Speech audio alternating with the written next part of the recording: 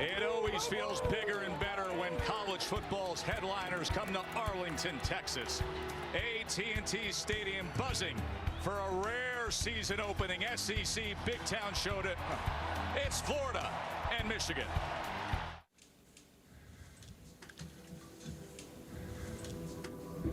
See, I'm bitterly disappointed. Can't make that any more clear. My view of the first down was it was that short. Yeah, I'm bitter. We make our case on the field.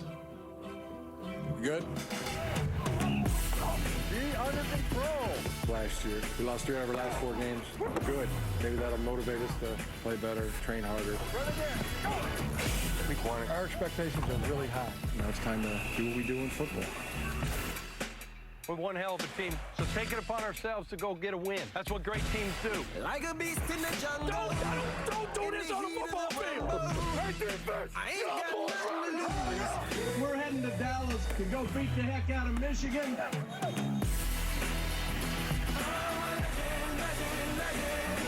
Is born.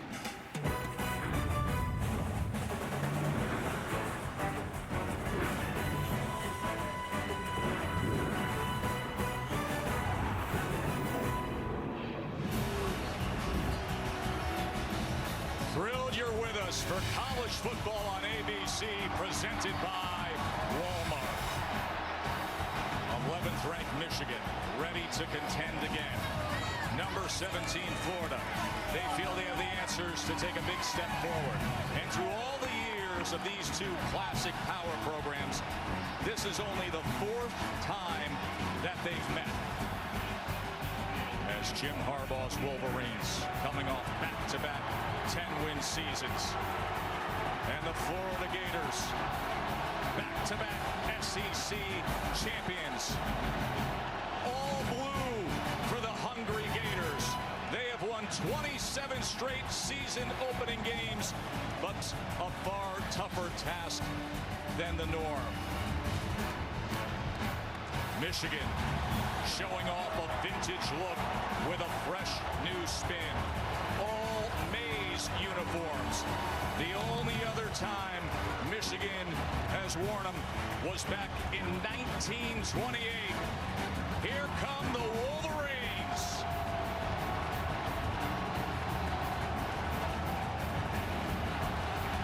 So a special look for both teams as we hope for a very special season ahead. Thrilled you're with us. Joe Tessitore alongside Todd Blackledge. We'll say hello to Holly Rowe in just a moment. Let's talk about a game that I find so intriguing because of all the unknowns, Todd. You know, every first game has a lot of unknowns, but it seems like this one has more than normal. And the closer we've gotten to this game, the more intriguing the matchup has grown. And I think on a scale of 1 to 10, this game is right up at a 10 now. Now, speaking of 10, that's the number of suspensions for Florida. And the closer we have gotten to this game, the bigger that list has grown and grown of suspended players. How does that affect them? I think it affects them in 2 ways. Number one, you're taking 2 guys in Antonio Callaway and Jordan Scarlett out of the equation, who are not only 2 of the best players on this team, 2 of the premier players in the Southeastern Conference. So that hurts losing their talent. The other area is in depth, and particularly depth in the special teams, because now some of your frontline guys might have to play more snaps. Hey, Michigan had the #1 defense in the country last year. Now they got newbies out there, 10 new starters. Inexperienced, but very talented. They've recruited extremely well the last couple of years, and so they've got talented guys and guys who have played in game situations. The difference is between playing 20 plays a game and maybe 40 or 45 plays a game. How do you sustain physically and mentally with a bigger role? And they'll be going up against a debuting quarterback. Florida is going with Felipe Franks. Many think of him as the future of the program. Big guy, huge arm, a lot of upside. He's opposite Harbaugh and Michigan. SEC Big Ten, Florida, Michigan, Coach Mack and Jim Harbaugh all ahead. Not your average season opener. Florida and Michigan have met in 3 bowl games, never as regular season opponents. Could it be a launching pad opportunity game for these 2 teams who have such high hopes? Michigan won the toss. They deferred. third year for Jim Harbaugh, as is the case for Jim McElwain.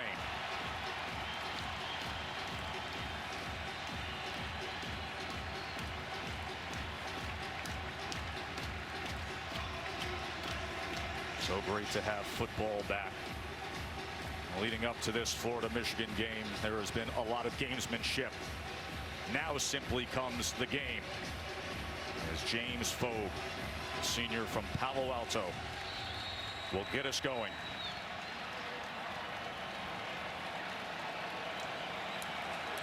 Brandon Powell and Tyree Cleveland back for the Gators.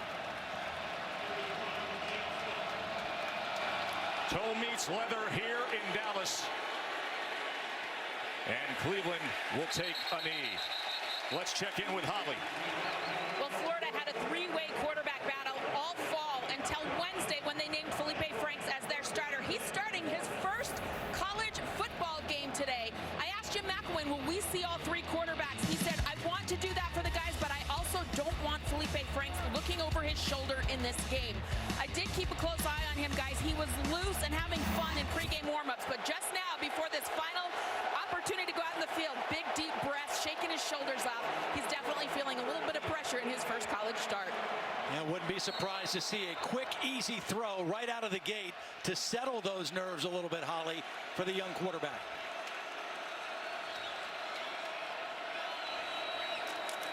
And they go with the jet motion with Cleveland as he tries to turn the corner. And he is run out by Metellus. Late flag, too. This is a very aggressive Michigan defense under coordinator Donnie Brown. A lot of high percentage blitz team. After the play was over, personal foul, late hit out of bounds, number 10 of the defense. 15-yard penalty from the end of the run.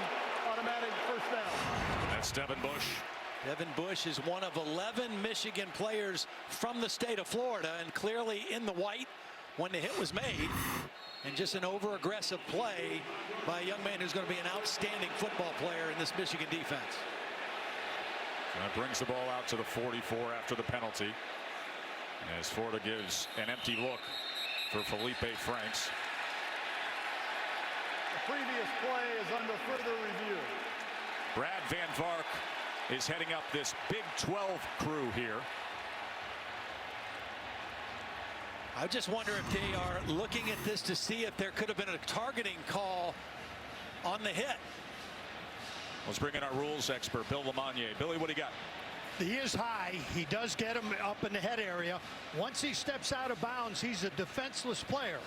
So replay will look at this to see if that's forcible contact or not. It's high. It was not leading with the crown of his helmet, which is, was good for him, for Devin Bush. But if you're defenseless, yep. Head neck area, forcible contact. That's the decision replay is going to have to make. Don Brown told us about Devin Bush yesterday. You're going to really like this guy. He can really run. He's mature. Stepping into the role of a full-time player now. Sophomore out of Pembroke Pines, Florida. Remember, there's two forms of targeting, and what Bill was referencing is the forcible contact to the head or neck area of a defenseless opponent. So that's what they will judge here. And there is the targeting rule. We often use the word indicator, Bill, when we try to decide on targeting. How's that applicable in this case? In this situation here, because he's high, he's not really in an upward thrust, but he's coming in through and high. And again, we're just going to have to look at this and see what replay does. He turns the head pretty good. Now, Bill, you spent so many years in the Big Ten, and you counsel so many. If you were upstairs, which direction would you go here? Targeting. Forcible contact, defenseless player. And that would have Devin Bush, the starting middle linebacker for Michigan, taking a walk. See, I was not a ref, but I would not go with that call. I would say it is clearly a personal foul or a hit out of bounds. I think he just ran through the man and did make contact, but as a player, as a former player, I would hate to see a guy like Devin Bush exit this football game after two defensive plays. Yeah, this is a young man who Donnie Brown is going to lean on with a defense, as we said, replacing 10. And he says, listen, this kid's very mature, very fast and capable player. But could you imagine losing your middle linebacker this early?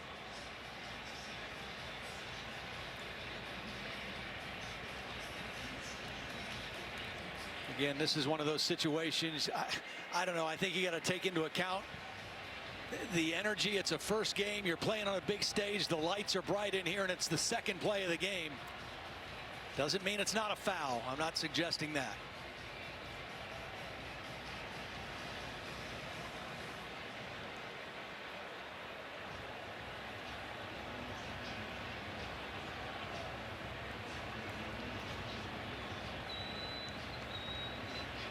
They're certainly taking a long time to take a look at it, though. There's Michael Wroblewski. He is the backup, the senior, former walk-on who earned a scholarship at the beginning of last year.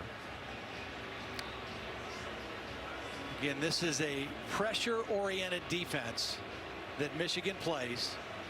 Last year, they averaged right around 51-52% blitz, which means rushing with more than 4 defenders. They're very aggressive. They feel like their defense, even though they lost a lot of experience and talent from a year ago, 8 guys drafted, they might be faster. After further review, there is no foul for targeting. First down.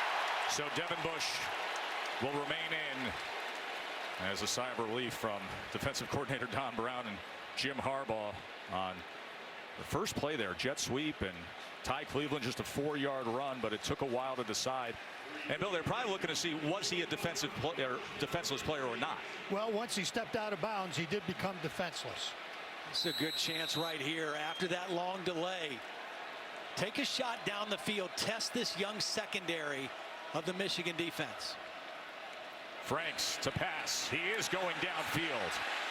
And it's right into the hands of Josh Hammond. He was the inside slot receiver and ran fading to the sideline, and you can't throw the football any better than this. Throw it out over the outside shoulder away from the defender before the safety can get over and help. Again, Felipe Franks, you run at the first down, you have the delay on the review, his nerves are calmed down, give him a chance to make a play, and he comes through. 34-yard reception as LaMichael Pirine is now lined up as the lone back. He tripped. The ball is loose. They're fighting for it on the ground. It appears as if Franks was able to roll back and secure it. That's a young quarterback's mistake. He got stepped on by his center as he was pulling away from the line of scrimmage. Just eat the ball. Don't try to flip it like that. The play is going to be in trouble anyway. Saw big Rashawn Gary trying to reach his arm out there and recover that fumble. The running back is expecting a handoff in that play, not a pitch. If that play is dead, as a quarterback, just go ahead and cradle it and take the loss and live to play second down. There's Gary, a name that Michigan fans will hear a lot of this year, the former #1 recruit in the country. So a loss of 4.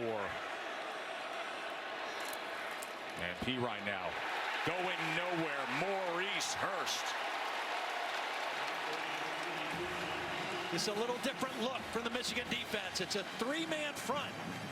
They've got more speed on the field, and they can bring pressure from a lot of different situations. That time, great penetration across the line of scrimmage and a tackle for loss by Maurice Hurst. This team defensively last year averaged 9 tackles behind the line of scrimmage per game. One of the best in the country at it. So a 3rd and 15 after that big 34-yard reception. Gators offense goes backwards for a couple of plays.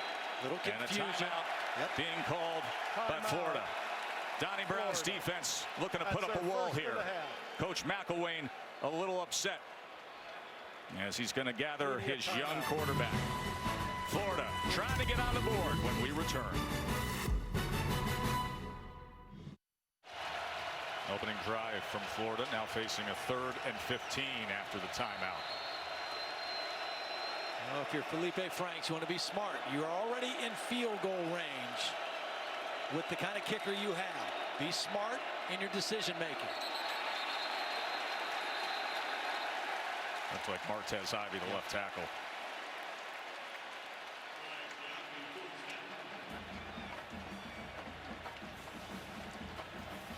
Florida offensive line. Ball start, offense number 73.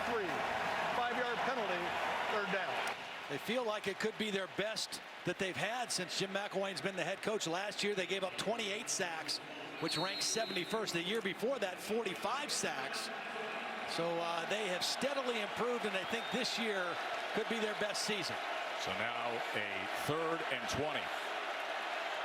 Bigger back in right now, Mark Thompson. And he will get the call here as he just gets inside the 30. As he was ridden down by Devin Hill, gain of 4. And as you said, plenty of leg with the kicker Eddie Pinheiro, who will come on to attempt his first field goal of the season. McElwain told us yesterday he would be very comfortable with a 58-yard attempt. Last year, Pinheiro made 11 field goals over 40 yards. Obviously, no wind conditions, no weather issues here.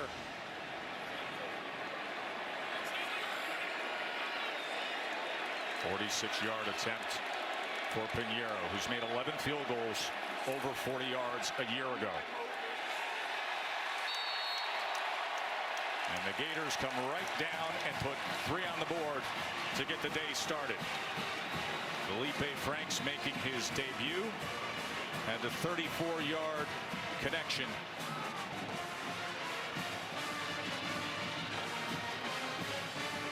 We told you Michigan is young, but so talented.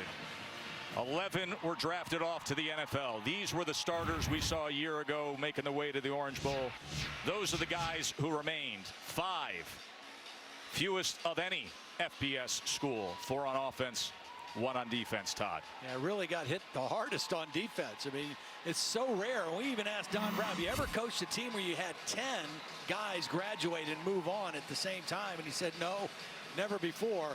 Again, the good news is in today's world of college football, you play your backups a lot. You rotate in backup linebackers, backup linemen, DBs. So all these guys have played, and they've played some significant minutes. But now being a starter for a lot of these guys is an expanded role, and it requires better execution and better concentration.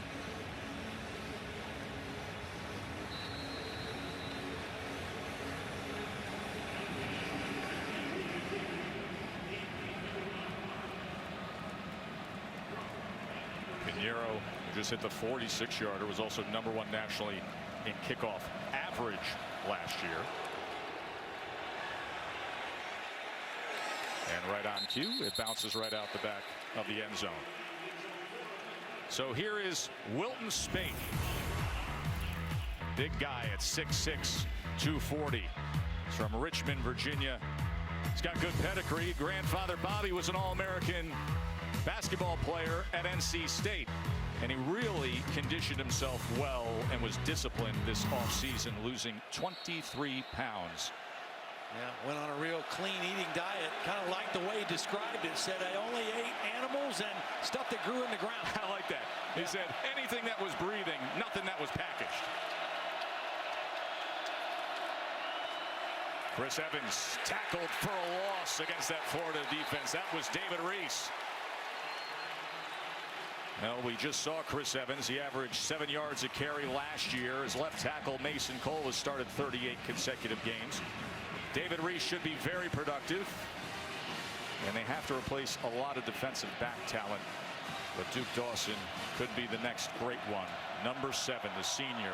The most career pass breakups among any Florida defender. This Florida defensive line is the strength, the backbone of this team.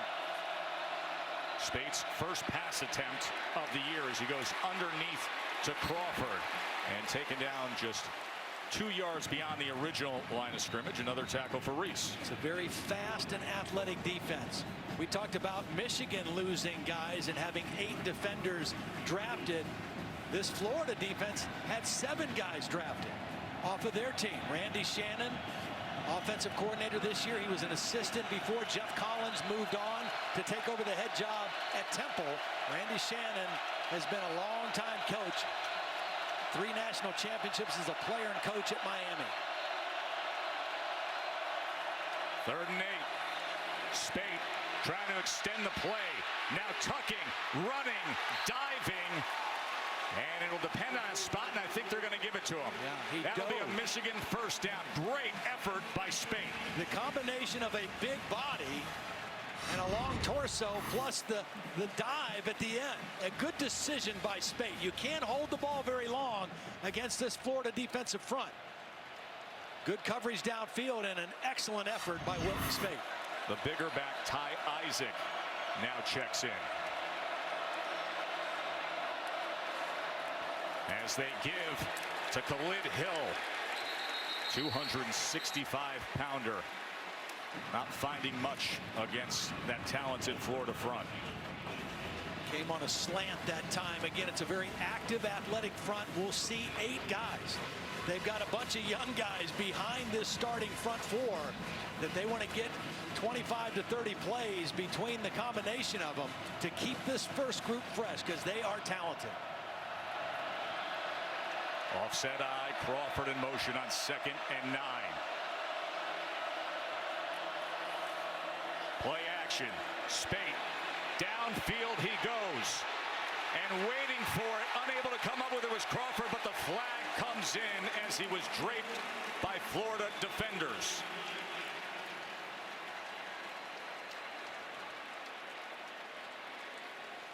It looks like they're going to get Duke Dawson for the penalty.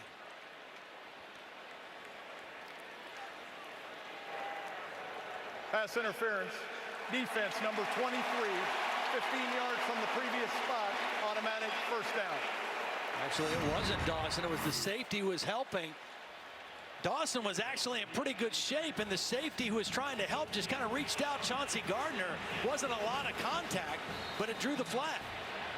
Dawson was in pretty decent shape. They didn't call it on Dawson. It was more of a penalty on him than it was on Gardner. Well, he got a handful, didn't he, Yes, Todd? he did.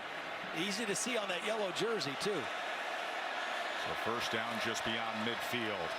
Here's some motion with McDoom as he tries to get the corner. Eddie McDoom for the Wolverines, run down by Polite.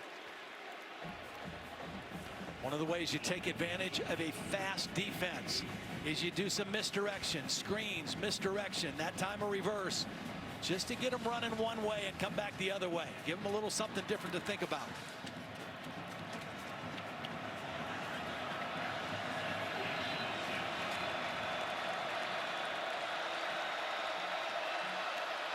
Second and 6. Taken down that time by Jordan Sherritt. It's a new starting right tackle, Nolan Elizio, and he got whipped on this play. Watch Jordan Sherritt, a senior, a little inside jab step, caused the tackle to take a bad first step, and then he used his speed and quickness to get to the edge and get to the quarterback. Backs him up to a 3rd and 13.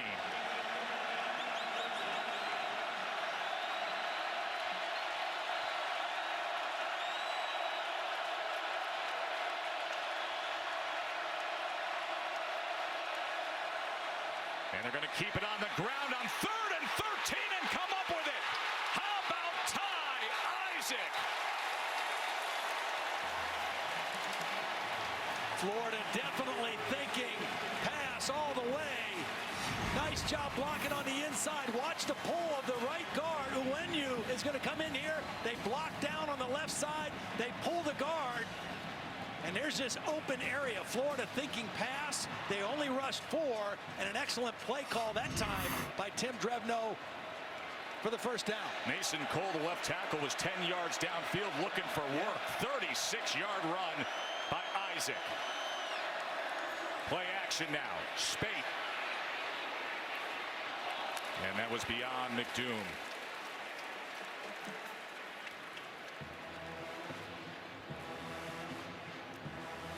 Both offenses have been able to convert some pretty nice plays here in their opening possessions. And right now, Michigan inside the red zone with a 2nd down and 10.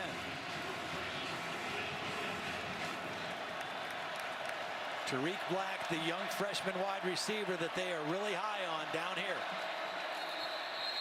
Whistles come in. They have gotten a timeout call in there before the snap. Prior to the snap, timeout, Florida. That's their second. Their second of the half. The immediate timeout. Michigan marching when we return to Arlington.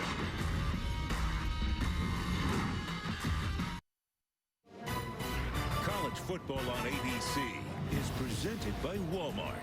Walmart, save money, live better.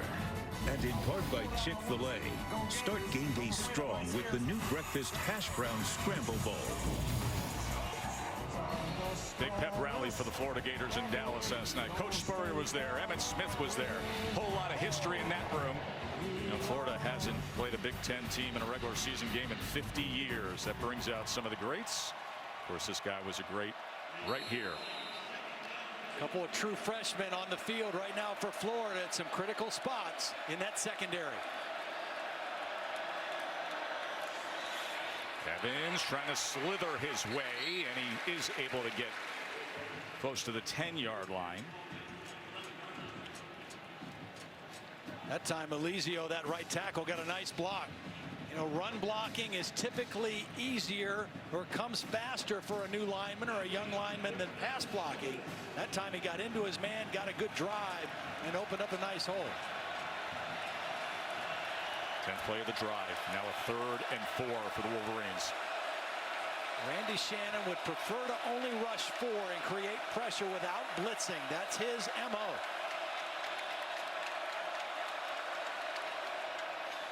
Evans to the outside. First down, tripped up, may have had a chance at the corner for a touchdown. But he tripped up, but it'll be 1st and goal. Well, once again, they fooled him with the pass down running. Nice job by the tight end, Sean McKeon, number 84, who was lined up right on the wing alongside of Mason Cole. And Florida expecting run on or pass on that 3rd down. Here's Evans on the pitch. Tackled for a loss. Good pursuit that time by Chauncey Gardner coming up from the safety position. Yeah, Michigan tried to go on a quick count and fool the Florida defense, but Florida made an alert reaction to the play and was able to get there for a tackle right at the line of scrimmage. Bringing in some size now with this personnel group, as 230-pound Ty Isaac will be your running back. Henry Poggi, the fullback, and big Ian Bunting. Michigan has to call a timeout. They had too many guys in the huddle on this 2nd down play. Timeout, Michigan. It's their first charge timeout of the half. It'll be a 30 seconds in duration. So happy you're with us to get this excellent day on ABC underway. This big battle here, and then, of course, tonight. It is number 1 and number 3. Bama and the Noles from that brand new shiny Mercedes-Benz Stadium in Atlanta. Hey, first time in college football history we got preseason number 1 opening up against a top 3 opponent. That's tonight at 8 o'clock on ABC, Todd. Yeah, it's going to be a heck of a ball game. I'm excited to watch it. Kind of cool to do a 3:30 game so we get a chance to see that thing. A couple things I'm really going to be interested in watching. Number 1, Alabama, new offensive coordinator for Jalen Hurts, their young quarterback. His 3rd coordinator in less than a year.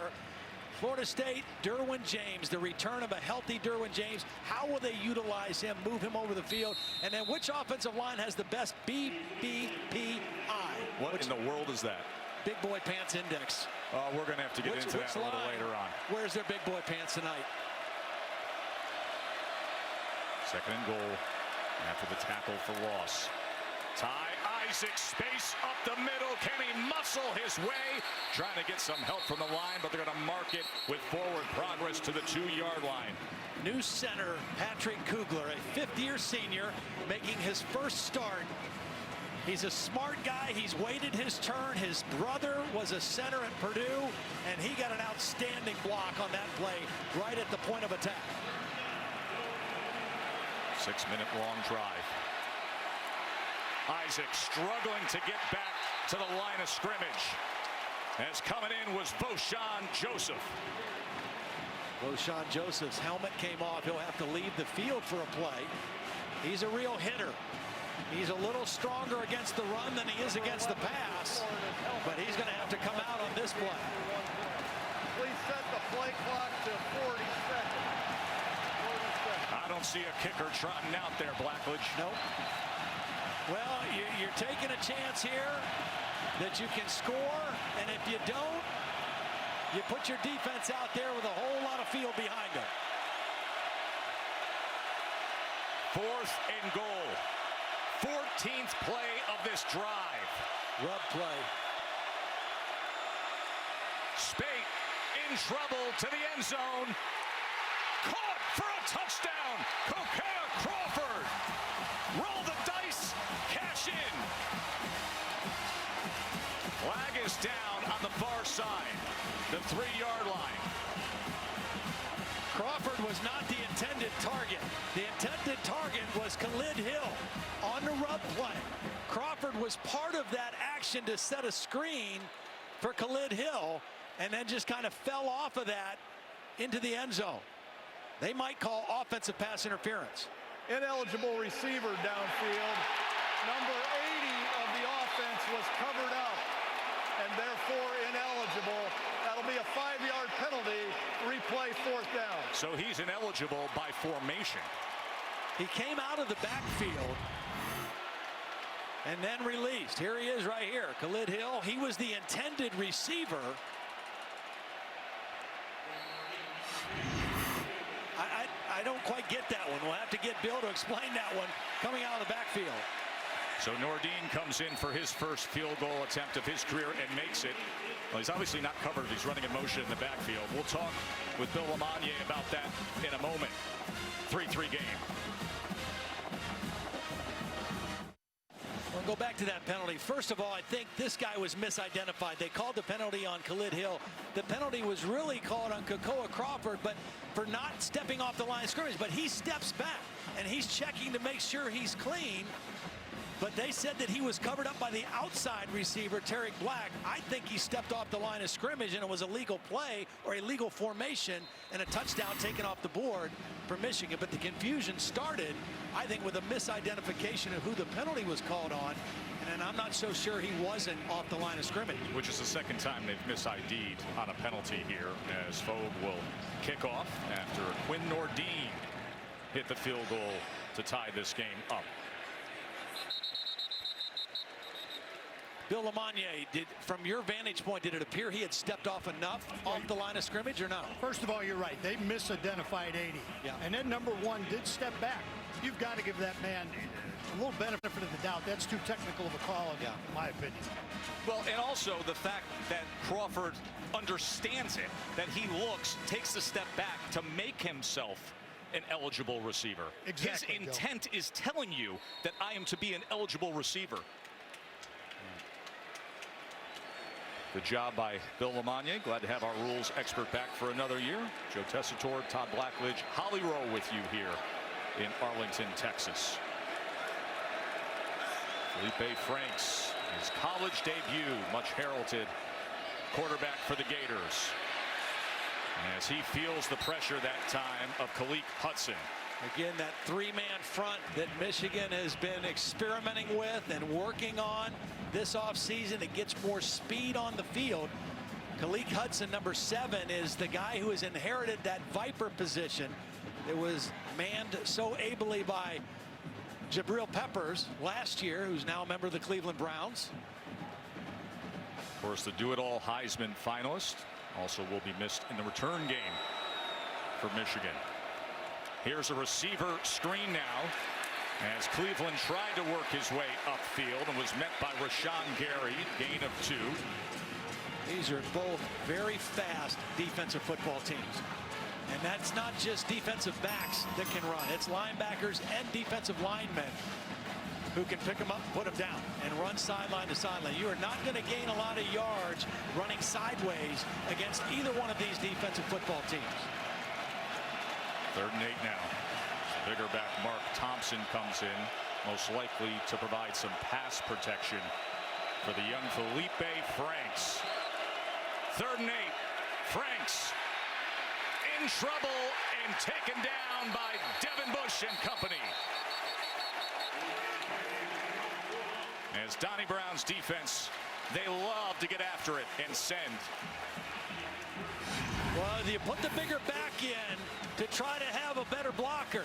But watch Bush. He comes this way, And Mark Thompson, the back, got so caught up in the fake that he missed his assignment on Devin Bush, and that forced Felipe Franks out of the pocket and resulted in the sack. Sometimes if you're a back and you know that guy is coming and you're responsible for him, just forget the fake. Make sure you get your block. Well, Johnny Townsend to punt. He was #1 in the country last year, setting the school record, nearly 48 yards per boot. And he turns this one over and drives it all the way back to the 16-yard line for Donovan Peoples-Jones. Gives us a chance to check in with Cassidy. Thanks, Joe. Got the CarMax Drive What's Possible update. Notre Dame taking on Temple, and Brandon Wimbush, who took over QB duties for departed Deshaun Kaiser, with the 8-yard TD run here behind some good blocking. The Irish, they're out 14-3 over in South Bend. Joe, Todd, Holly, back to you. Thank you so much. Interesting to see what the Jersey kid will do for the Irish at quarterback this year.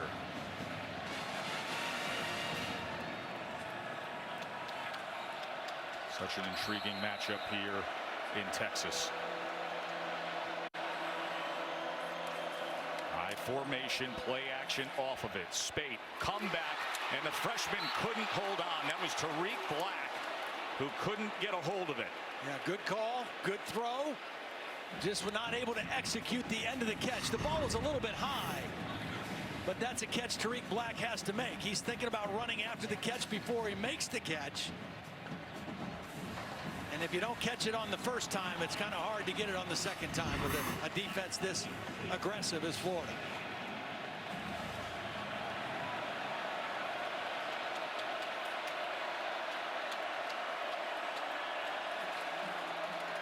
Evans. Well blocked, good cut, burst of speed. Chris Evans, big gainer for the Wolverines. Missed tackle by an unblocked guy. You have a safety, Nick Washington, #8, who's going to come into the screen. Now he is unblocked, and he has to make this tackle in space. Injury timeout. He's not able to make the tackle, and Chris Evans bounces it outside. The freshman corner, Marco Wilson, loses leverage on the outside, but it was the missed tackle by Nick Washington that sprung this play. And Nick Washington is slow to get up at the end of that 29-yard run by Evans. He's their most experienced DB. He has played in 38 career games. Well, this is a secondary that is virtually new in terms of starter. Duke Dawson is the only guy who has started. Have a couple true freshmen that are in the mix.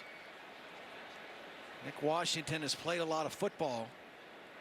Fifth-year senior, and he's been one of the stabilizing forces in this defense in the back end.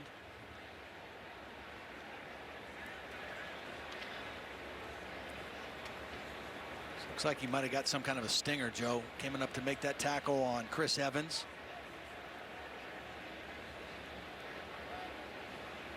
Evans with a good effort there, sophomore from Indianapolis. Saw something I have never seen before the game. Always looking for different things. This is Chris Evans with a work shirt on, like he got at the gas station. Now apparently the whole team got these shirts with their names on, work shirts, but Chris Evans wears his all the time. Now he came out on the field with it on, was actually running routes and catching passes, and he was absolutely convinced it was time to go to work. You know, some guys like that hard hat mentality, lunch pail mentality. Remember, he was the guy who, with under 2 minutes to play in the Orange Bowl against Florida State, had the 30-yard go-ahead touchdown run. Of course, Florida State would score in the final seconds to come up with that win of a thriller. Karan Higdon checks in as the lone back for Michigan.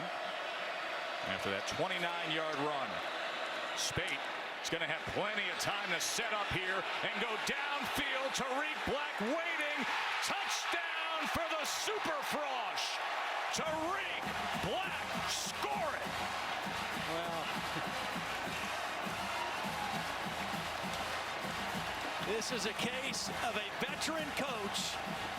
Your passing game coordinator, Pep Hamilton, 11 years in the NFL. This is his first year. They took Nick Washington out of the game, and they brought a true freshman, Sean Davis, in, #31, and he got his eyes caught in the backfield on the play fake and was not able to be the deepest defender on that play-action pass. That's an NFL move right there. Tim Drebno, the offensive coordinator, says it is scary how good Tariq Black already is. His first big moment to shine. The true freshman from Hamden, Connecticut. How good it feels for this young man. Spate put it there.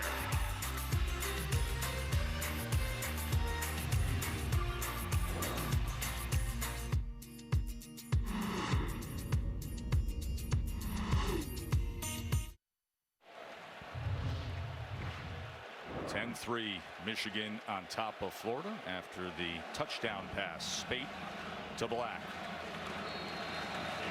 Wilton Spate showed some courage on that throw too, because there was a defender bearing down on him. He had to really step into the throw and get it downfield, and he was able to deliver.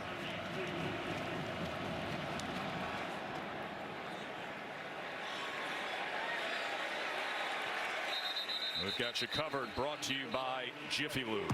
Well, Randy Shannon likes to use quarter coverages, and what that means is the field is divided in quarters, just like this.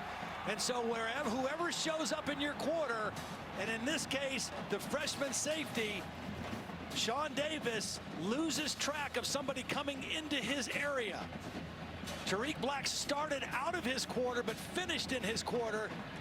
And again, first play in the game, Sean Davis got caught looking in the backfield, lost his assignment. And Pep Hamilton, again, the NFL veteran, knew there was a new guy in. Let's attack his area and see if we can get him to bite on a big play. And it paid off for Michigan. Spate with that play action game. And now Florida back to business with their young quarterback, Felipe Franks. As he trips up. He was down. Knee hit. Yep. Whistle came in late. The knee obviously was on the turf. That's the second time that he's got tripped up leaving center. Now, Michigan has a guy lined up right over the center, which is no fun for any center. TJ McCoy, number 59, is the starting center. Maurice Hurst is lined up right over his nose, and 2 times today, that center has stepped back and hit the quarterback and tripped him up.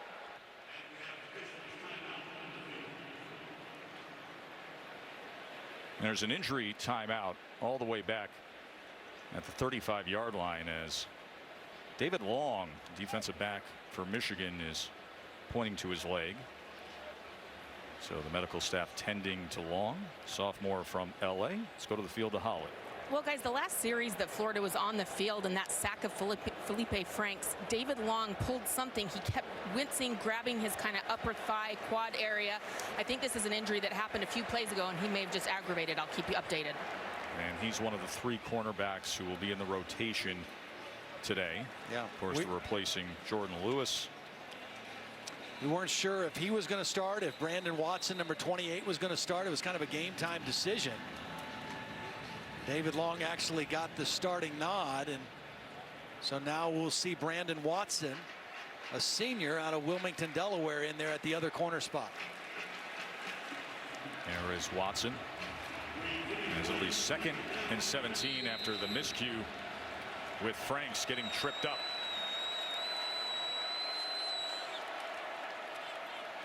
There's a comeback screen with Massey, and that was well played by Maurice Hurst. Well, if Maurice Hurst doesn't make this play, Massey has room to run in the secondary. This is outstanding by Hurst. Here he is. He's going to read screen and get out and make a tackle, and you'll see. If he doesn't make this play, Massey cuts through the crease, and he's all the way to the safety for a big play. Of course, his dad was a great one for the Patriots back in the 90s in pass coverage. Smaller than his son. He goes 6'2", 280. Dad was a DB. 3rd and 15. What does Franks have in him here? As Thompson goes to the slot, and they'll be empty with Goolsby in motion. Danger area for a young quarterback. Back by your own end zone. Sprinting to his left. Now tucking. He's a long strider and can get there, and he does. What a big play. 6'5", Felipe Franks coming back to the near side for 17 yards on 3rd and 15 time. Well, just a case of Michigan losing contain on the backside of their rush. Rashawn Gary getting upfield too far, and an excellent decision by the young quarterback. Don't force a throw deep in your own territory. See if you can get close to the first down And he did all that and got a new set of downs for the Gators.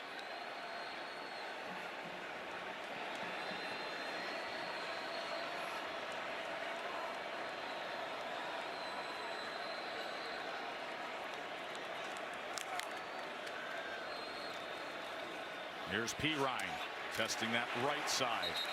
And he was met right away that time by Carlo Kemp. Folks, the ESPN app is a fan's best friend. Trust me, especially on a day like today. You get all the games streamed live, highlights, scores. Just download that ESPN app now. As soon as we get out of here, I'm putting it on the phone. Going to sit in a little bit of traffic for a couple minutes, watch as many games as I can before we settle in back at the hotel to watch Bama and the Noles tonight.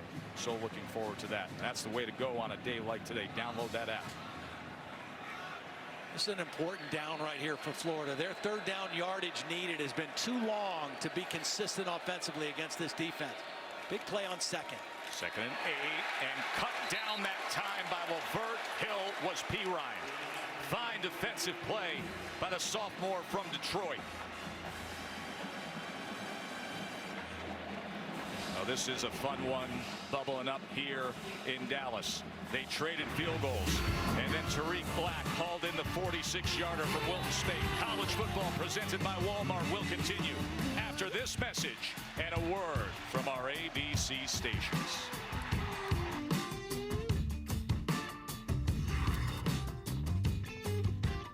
Team that comes together to do good by contributing to participating universities' general scholarship funds for each field goal and extra point kicked. And today, All-State has contributed millions in those scholarship funds.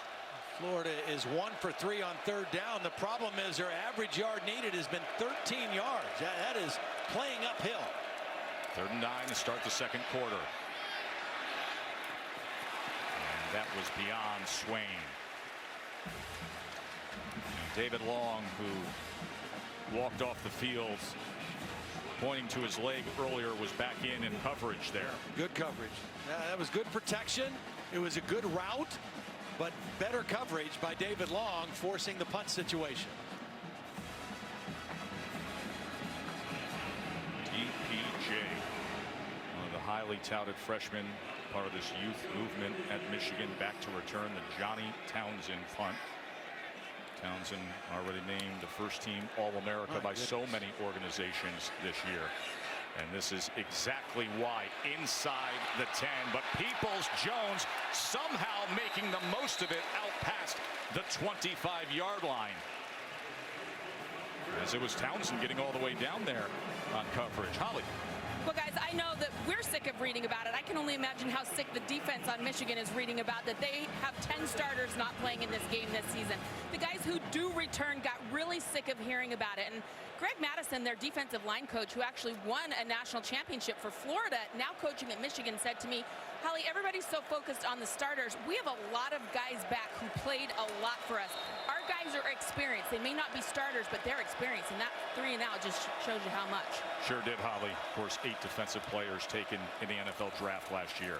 Chris Evans still working those legs forward out to the 29-yard line. A very similar situation on both sides of this field, because Michigan lost 10 starters, 8 drafted. You know, Florida lost a bunch of starters, had 7 guys drafted off their defense. They've got, both of these teams have talent. They've recruited well. Guys that played in backup roles. It's just a difference when you take on a little more expanded role. But so far, I think both defenses have shown pretty well. High formation with Evans. Here's Spate. Play action again, looking for Crawford. And too much to the outside as Crawford was tracking it and turning it, but thrown to the outside by Spate. That's excellent coverage by Duke Dawson. He knows that the sideline is his friend. The sideline is like an extra defender on the outside, and if he can just continue to ride that receiver towards that sideline, it makes it more difficult to come down with the completion. So far, Michigan has had 4 third down situations, and they've run the ball on all 4 of them. 3rd and 7. Which way will they go this time? To pass is Spate. Quick strike is caught by Grant Perry. First down, Michigan.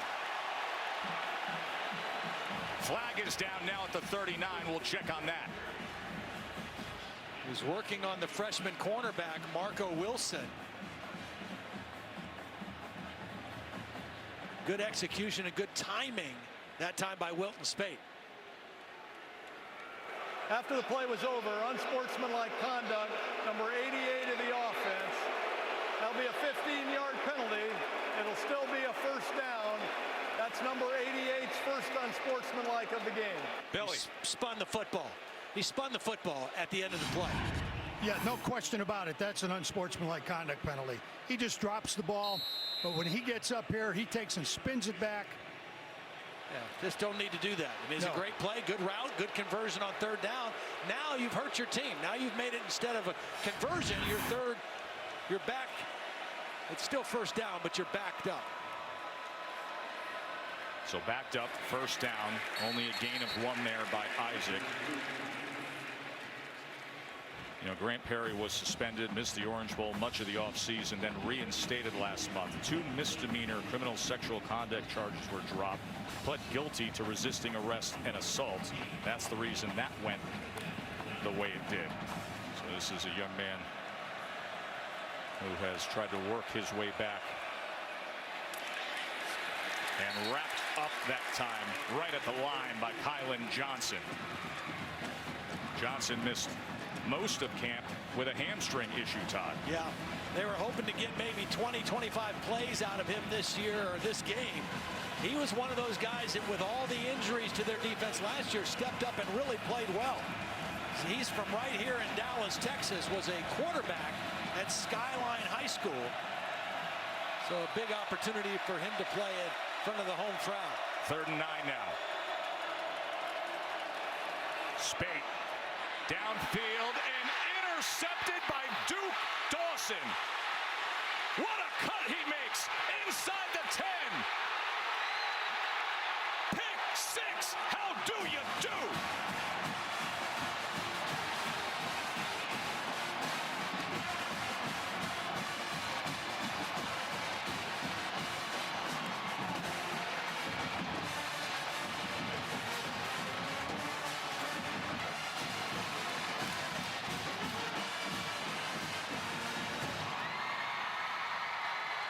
It's the second time we've seen a ball get tipped. It hits a receiver with both hands and the catch is not made. And typically when that happens and that ball gets tipped up, something bad happens to the offense. Duke Dawson, playing behind the play as a safety, was right there to scoop it up and convert it into a touchdown.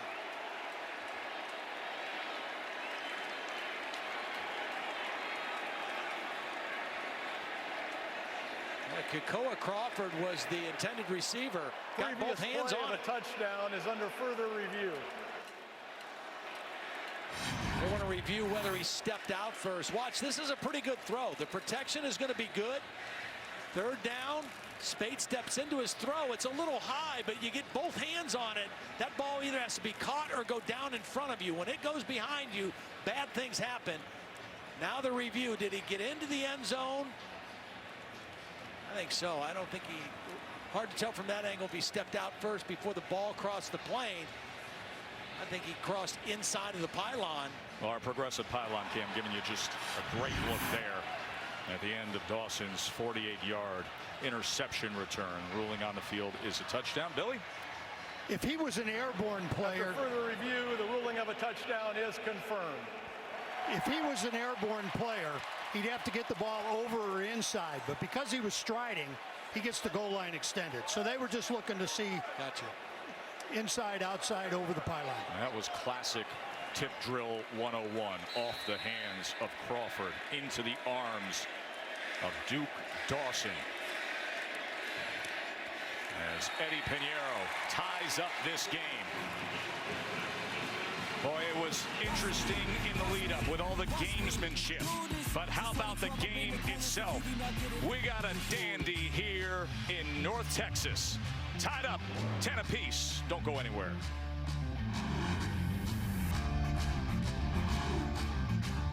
Joe, Todd, back to you. Thank you, Cassidy. As Crawford is back on the return unit. It was moments ago he was out there with the tip ball. as we look at our all-state, all hands in play. Well, anytime you get an interception and a tip drill, you got to go from defense to offense. I want you to watch C.C. Jefferson. He's going to rush the passer, and they're going to chip on him with the back and put him on the ground. Now, he is out of the play. He's on his back. Mason Cole's on top of him. But watch what he does. Once he realizes his man has the ball, he pops up off the ground, and he's going to get the key block at the end on Wilson Speight and Mason Cole, the guy that pancaked him to secure the touchdown for Duke Dawson. Great hustle play. And a great play at the line by Sherritt. Jordan Sherritt has come up big a few times already today. It's got to feel so good for him. A couple of years ago, tears his ACL. Last year, another knee injury. Again, the strength of this Florida defense is up front. That's what they're building on. They're not a high blitz team like this Michigan defense. They count on creating pressure and disrupting the line of scrimmage with their front four. Evans and Poggi motion in. The split eye here on 2nd and 10. And they will give to Evans. As he was met by Johnson again.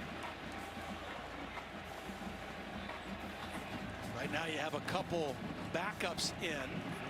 Again, they'll probably play 8 defensive linemen. So you've got 2 guys that started the game that are in, and you've got 2 guys that are more fresh legs rotating through this defensive line. And for Michigan, a 3rd down situation that is a little bit more manageable at 7.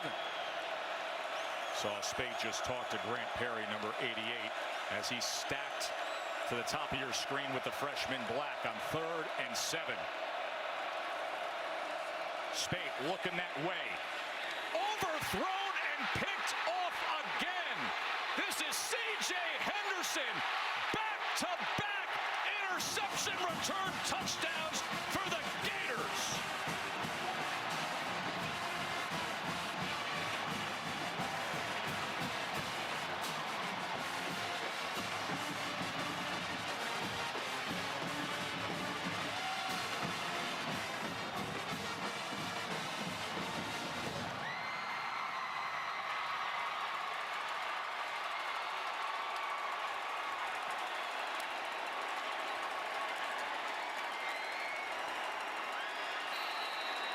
Well, the play before that was pick 6.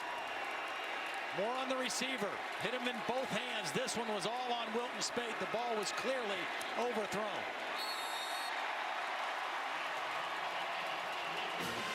Florida's defense reloading, but with lots of talent and lots of speed.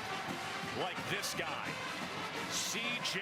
Henderson, the true freshman who the coaches have been so impressed by. Nice start to your career, young man. We got the Gators by a touchdown against Harbaugh and the boys. College football on ABC, presented by Walmart, is brought to you by Pacific Life. Experience the power of Pacific. And Jiffy Lube, proudly pouring Pennzoil Synthetics. Well, the Florida Heisman winners, of course, so much history on both sides here. Recent history of Wilton Speight. Michigan fans are going to want to forget 2 pick 6s thrown moments ago. You know, all last season, the Florida defense had 3 pick 6s. Now back-to-back to take the lead here in Arlington. Yeah, and they were both a little bit different. I want to show them to you. The first one, there's good protection, a clean pocket. Wilton Speight is able to step up and deliver a catchable pass. This one I put more on the receiver for not coming down with it. The second one, watch this move by the defensive lineman. Luke Ankrum comes out and just kind of flashes in the face of Wilton Speight, and that causes an overthrown ball. The receiver was open. It was a poorly thrown ball, and Florida able to capitalize in a big way on back-to-back kind of plays. We got a quarterback change for Michigan. It's John O'Korn. The senior started a game last year against Indiana when Speight was out injured. O'Korn gives you a little bit more of a dual threat capability as well. As Evans only picks up a yard. Holly. Fans will probably think this is because of those interceptions, but this was a plan all along for Michigan. Jim Harbaugh told us it will not depend on how the game's going. They were going to play O'Korn anyway. In fact, Tim Drebno said, we want to be men of our word. We promised both of these kids that they would play, and we are going to be men of our word, and follow through with that. So John O'Korn has been standing right behind Harbaugh this entire game.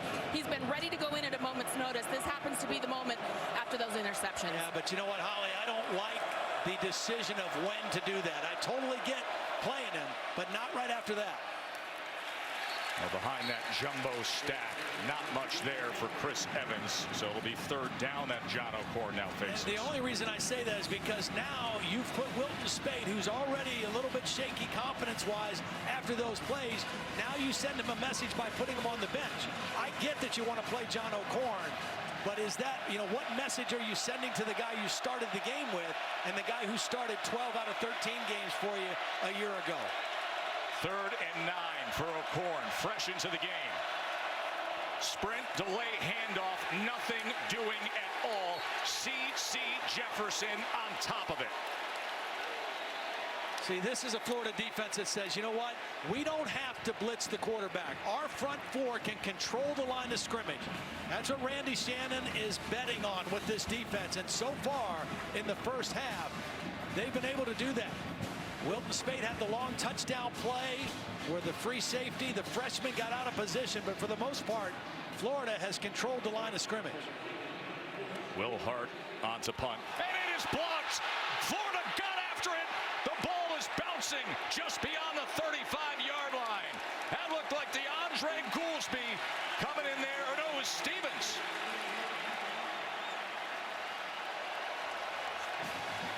Block punt for the Gators. That's a tough ask for the center to have to make this play. Stevens is right in there. Garrett Stevens came right inside the center, and the center had to snap the football and then try to make this block right up the middle. And a big play by the Gator special teams. We felt, Joe, coming into the game, if there was one area that Florida had a clear advantage, it was in the special teams because of what they had coming back compared to what Michigan had coming back. Michigan with no player on the roster who came in with a college punt and only one who had a field goal attempt. And that experience showed there. So the Gators take over with Pirine running ball for a couple of yards.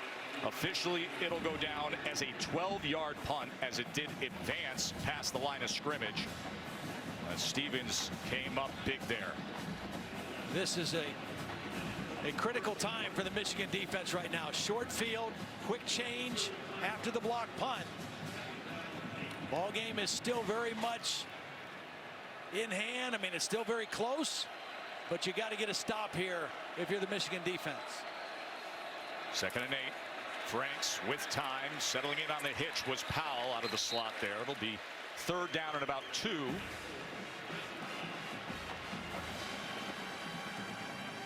Florida with under 60 yards of total offense in the football game right now, but a 7-point lead thanks to their defense and turning turnovers into points. But great field position right here for Felipe Franks in a very manageable 3rd down and short. Pirine the back. He tries to bounce it, but he is wrestled down by Devin Bush. Remember, the starting running back, Jordan Scarlett, was one of the players suspended. That was announced on Wednesday of this week, so Pirine gets the start. Well, and they weren't set.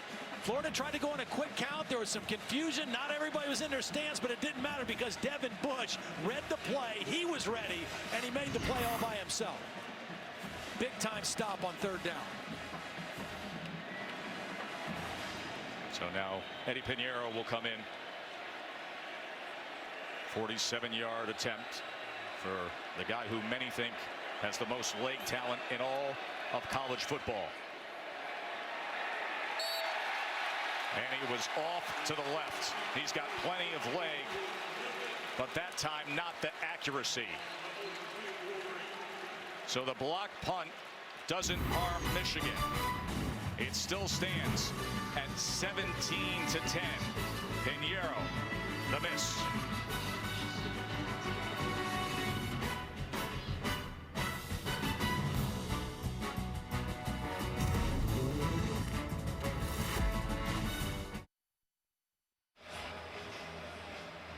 college football on ABC, presented by Walmart. Joe Todd and Holly with you here at AT&T Stadium. Number 11 and number 17. Big Ten SEC opening weekend clash. John O'Corn back in for his second possession under center. O'Corn to pass. And Tariq Black again. And a flag comes down late. 6'3", 206-pounder, a true freshman. And he is already shown to be a weapon for the Wolverines. Beautiful throw. That's freshman against freshman. Marco Wilson in coverage. And a perfect throw on first down by John O'Corn. O'Corn started his career at Houston, was the conference freshman of the year his freshman season, threw for over 3,000 yards and 25 touchdowns. Found himself on the bench 5 games into his sophomore year and looking for a new home, and ended up here in Michigan battling for a quarterback job. Here's the play again. Single coverage. The bigger receiver. Excellent throw. Oh, they're going to maybe tag Nick Washington coming in there from that safety position. The ruling on the field is a completed catch. We have a personal foul with targeting. Number 8 of the defense. That play will be under further review. Well, we had a play earlier in the ball game where Devin Bush, the linebacker from Michigan, similar kind of play on the sideline, in the white area possibly. This one was in the field of play. Now, I'm going to bring in our rules expert, Bill Lamagna, and as I do, I want to note what the referee said, because you heard the other component of with targeting. So the 15-yard penalty stays no matter what the result of the review is, right, Billy? If they're looking at ejection here if it is targeting, but the 15 yards is happening. If you only called targeting, right, and it went away, there's no penalty whatsoever. But if you call the personal foul with targeting, you've implied that there's something else that happened on the play. So if the targeting was reversed, you'd still go with the personal foul. That's why it's really important as the officials give it to the referee, they've got to be really specific about whether it's a single foul or it's 2 into 1.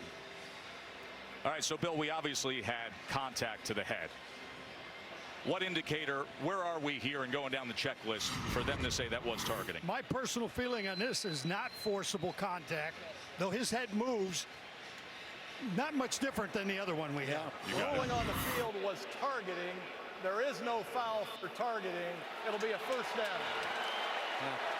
I think that's right again, too. And the difference in that one was the one we saw before, he was in the white and considered a defenseless player. That time he was still in the field of play when the contact happened. And I think the referees got it right again. Good call on the penalty, but I don't think you needed a targeting call on that play. Now that young man is already off to a big day. Tariq Black for Michigan. He's got 2 catches for 83 yards and, of course, that touchdown earlier today. The penalty actually went away. They really only did it as 1 foul. They didn't tack anything else on.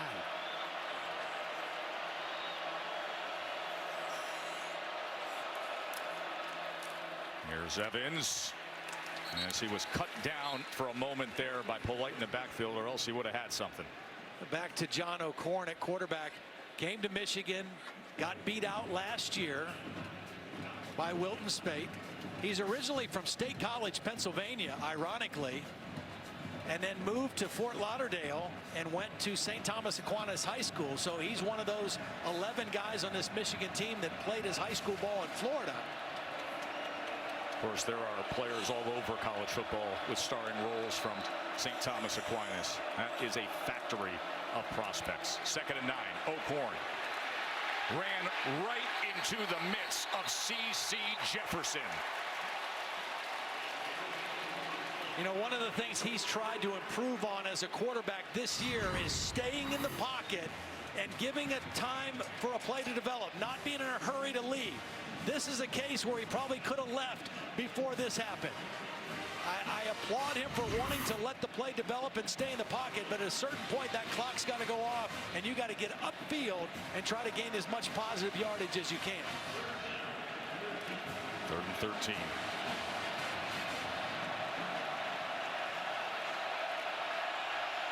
Michigan has done a good job of keeping Florida's defense off balance on 3rd down by mixing run and pass. Corn turns and calls timeout. Michigan, their second of the half. It'll be a 30-second. Well, he's starting on Thursday with Ohio State and Indiana right through last night, all day today, and the 5-star Labor Day weekend of college games continues with a special Sunday night primetime matchup right here on ABC. Top 25 teams, West Virginia and Virginia Tech. The Black Diamond Trophy game is coming to you from FedEx Field, 7:30 Sunday night on ABC, and a familiar name is Will Grier, the former Florida quarterback who transferred to West Virginia. Yeah, Will Grier was off to a pretty good start in his Florida career before things kind of unraveled for him.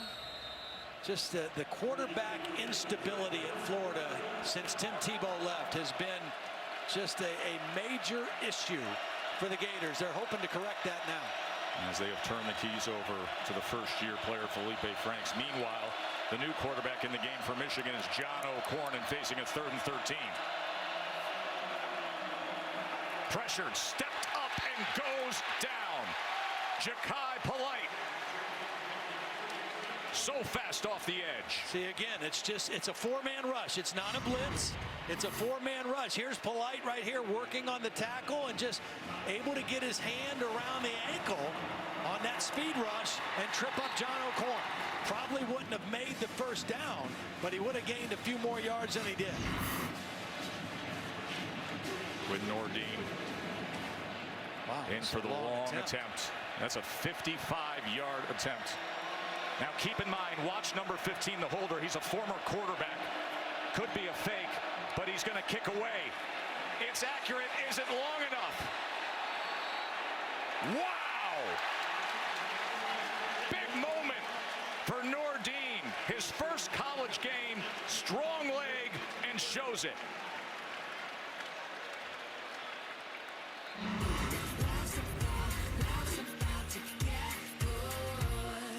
Quinn Nordine from deep here at AT&T. Just enough juice. May have even hit the back of it. Watch the pipe. So close. Great stroke.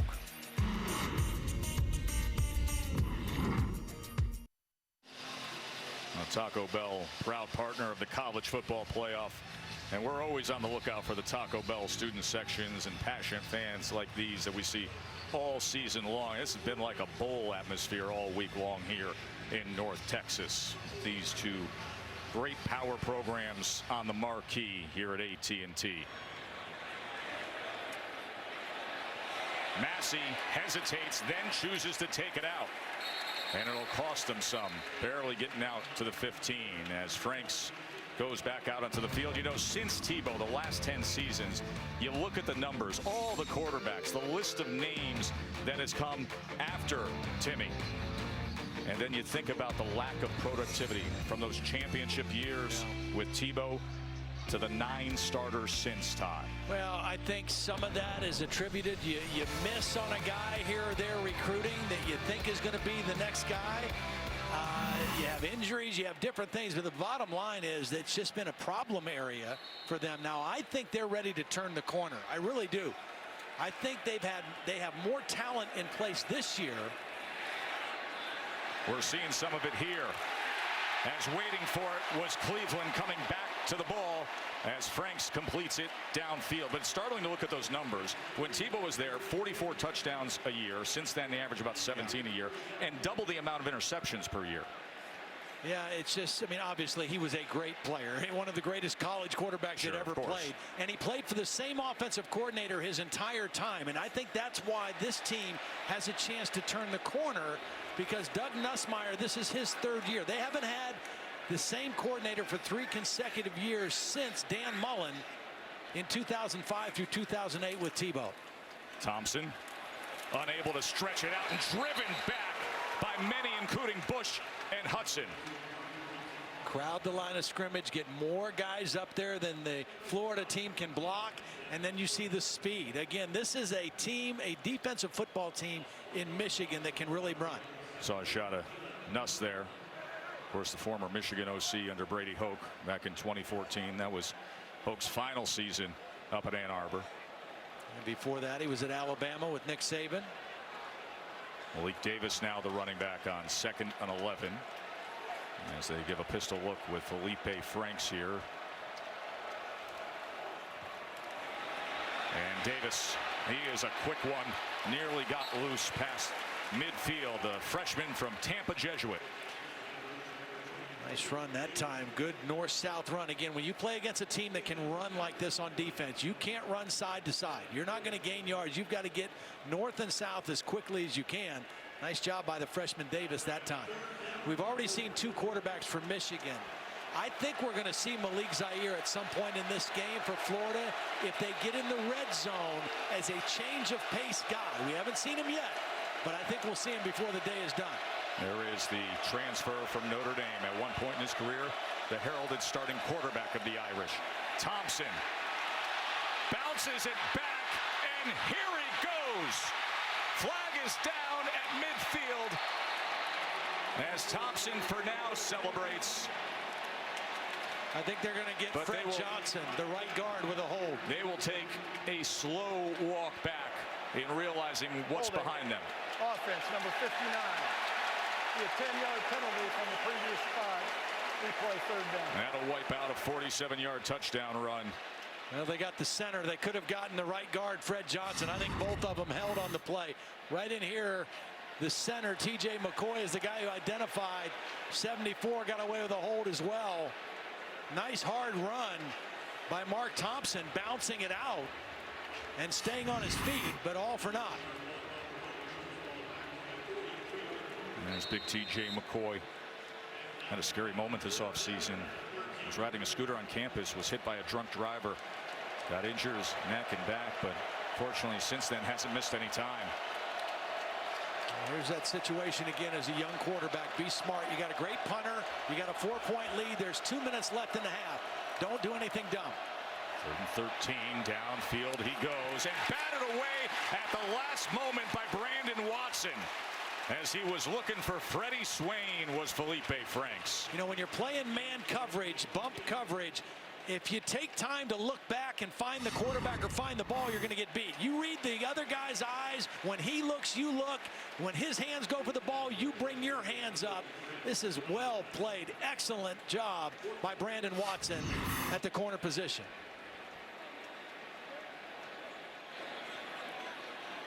Townsend in to punt.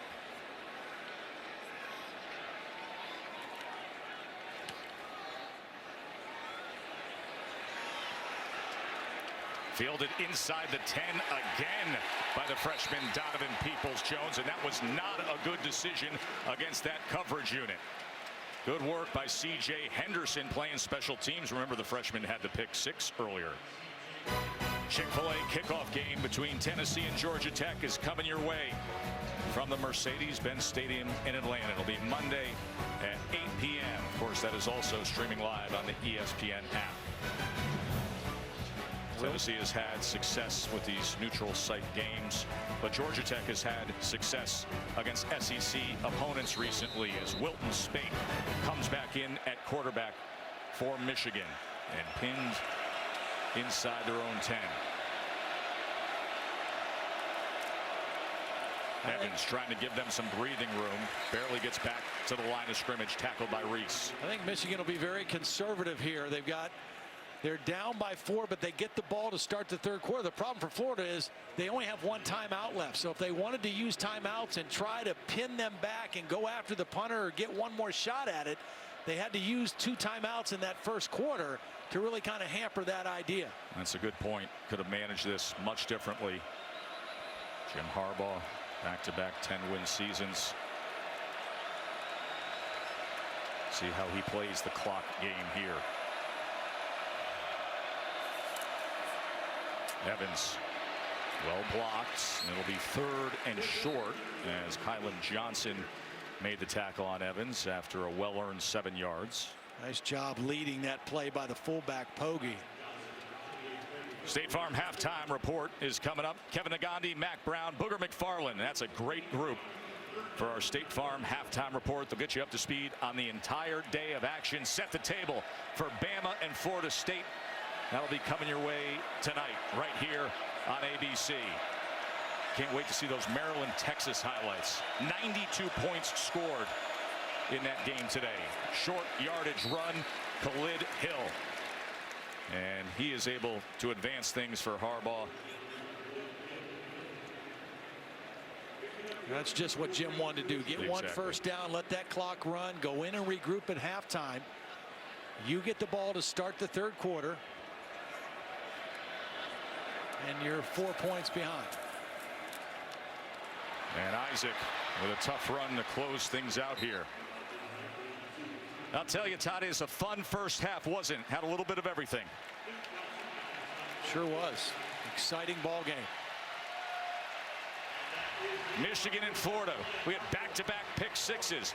We had a 55-yard field goal and a lot of intrigue as college football presented by Walmart will continue after this message and a word from our ABC stations. The State Farm Halftime Report is brought to you by State Farm, here to help life go right.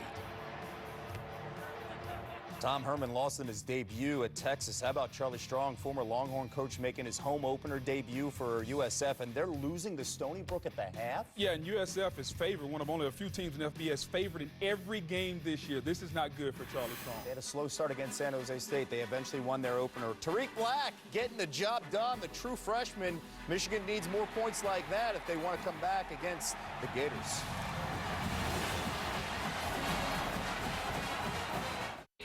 Big Ten, SEC, it's Florida, Michigan. Spade, plenty of time. Let's go downfield. Tariq Black waiting. Touchdown for the Super Frosh. Spade, downfield, and intercepted by Duke Dawson. Pick six. How do you do? Overthrown and picked off again. Back-to-back interception return touchdowns for the Gators. It's accurate, isn't long enough. Wow! That was a 55-yarder by Nordine to close out that first half for the Wolverines as we welcome you back to college football on ABC, presented by Walmart. Joe Tessitore, Todd Blockledge, Holly Rowe with you here in Arlington, Texas, where the Gators are up on the Wolverines 17-13. Michigan has had the total yardage edge, but Florida has had the two big turnovers that defined the first half in a game that, as we said when we closed out before halftime, has had a little bit of everything. Some breakout freshmen, some dynamic defense. We've seen two quarterbacks for Michigan. A lot of newbies making their names known as Michigan will receive to start things off the touchback kick from Pinheiro. Todd, Michigan defense, all those starters, right? Yeah. 10 new starters. Everybody went off to the NFL. Right. Did their job. Absolutely. Problem were the pick sixes on the other side. Defensively, they held Florida to under 100 yards in that first half. Very uncharacteristic with the turnovers. I remember Jim Harbaugh told us the other night, both quarterbacks have been doing a great job of not turning it over, not making mistakes the last 2 weeks of camp. This team only had 12 turnovers in 13 games a year ago, two very costly ones in that first half. So the Wolverines on offense to get things going, and they do so with the 6'6" Wilton Spate. John Corn came in. That was the game plan all along. It just happened after the two pick sixes. He's going to start with a downfield pass and beyond the stretched out DPJ. Holly. Well, I was able to catch with Jim Harbaugh at the half for Michigan and ask him about that. I said, will you change anything with your quarterback rotation in the second half because of those two picks in the first half? And he said no. He said, I just pulled Wilton there. I wanted him to have a chance to kind of gather himself after that second interception, but I expect much of the same. But they would like to rely a little bit more on the running game. He said, I think we've been able to do both, run and pass. Look for more running as well. Chris Evans is in right now. He has 13 carries for 52 yards. Isaac also has 52 yards rushing. There is the sophomore Evans. 2nd and 10. Play action. Spate as he finds the tight end dragging in McKeon. And he makes his way close to that line to make. That mark is right on it. Roshan Joseph very slow getting up on the Florida sideline. Again, misdirection. Get that fast defense running one way, come out the other way. And all those play action passes, when you do have some success running the football, which Michigan has had, it sets up a lot of those things.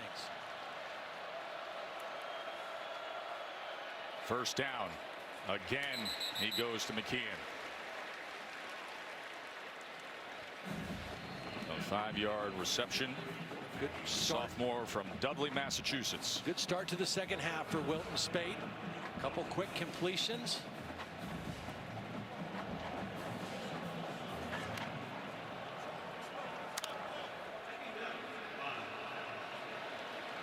Isaac now in with a bunch group of 3 tights to the near side in the 2nd and 5 as the play clock became an issue. Delay a game. Offense. 5-yard penalty. 2nd down. Now those are killers because, you know, you want to stay ahead of schedule against a defense like Florida. When you stay ahead of schedule, you kind of have the leverage, the upper hand on when you throw, when you pass. 2nd and 5 compared to 2nd and 10 is a huge difference and plays in the favor of Randy Shannon and the Florida defense. Of course, Randy Shannon, former head coach at Miami, elevated to defensive coordinator at Florida. Jeff Collins left to take the Temple head coaching job. Shannon was on the staff already. 2nd and 10. Empty look for Spate.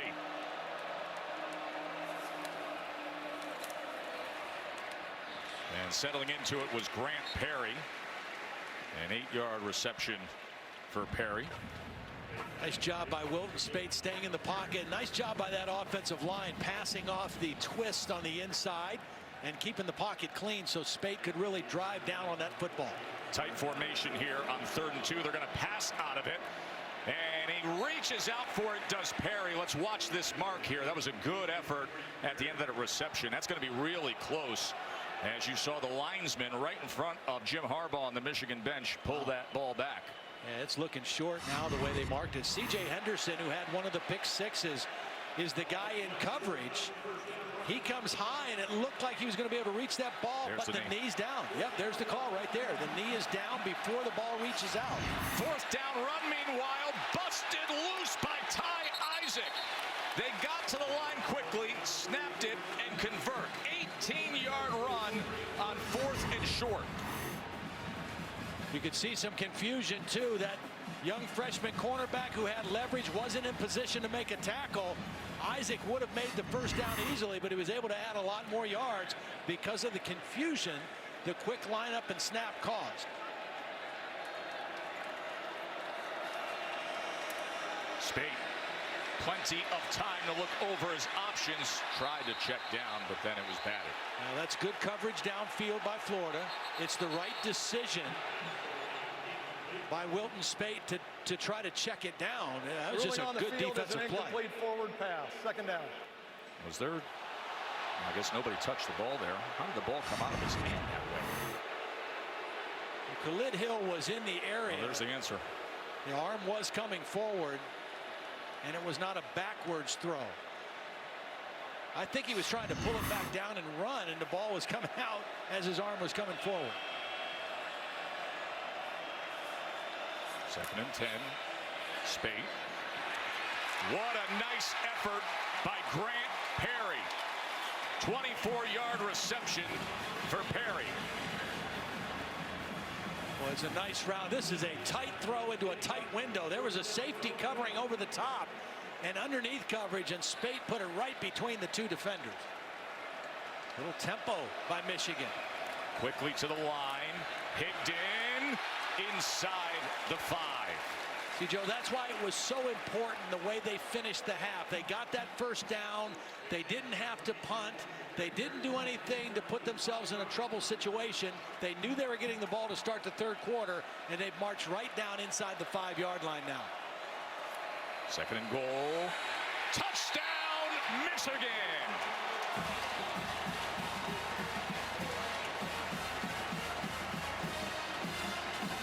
The run looking drive.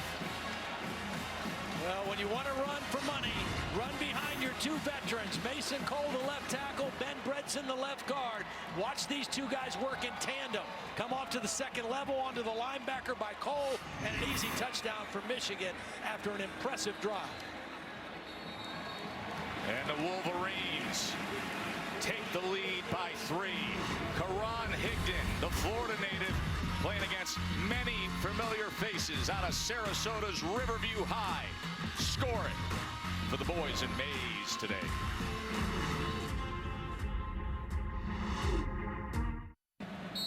Joe Todd and Holly with you here as we had our third lead change of the afternoon, and Michigan is now up by 3. The touchdown run by Higdon. Spate was 5 of 7 on the drive. Grant Perry had 3 catches on that drive, and of course they converted the 4th and 1.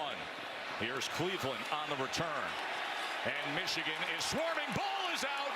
Ball is loose.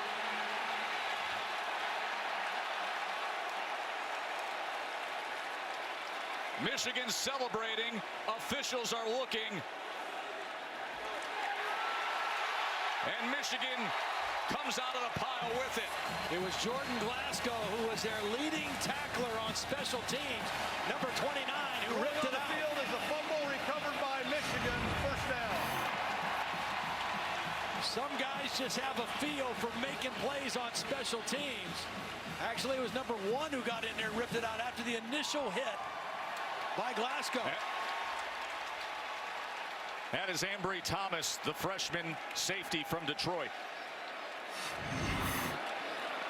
So now look at this golden opportunity for Michigan as they will start off after the turnover on the 16-yard line.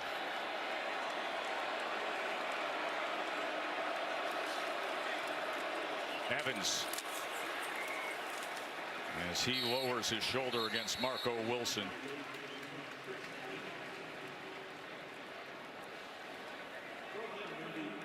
Sudden change situation again for the Florida defense.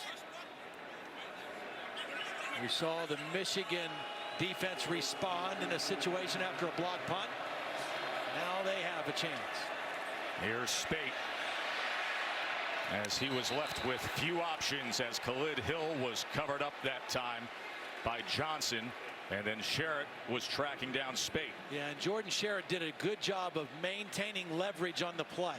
He didn't go for any fakes.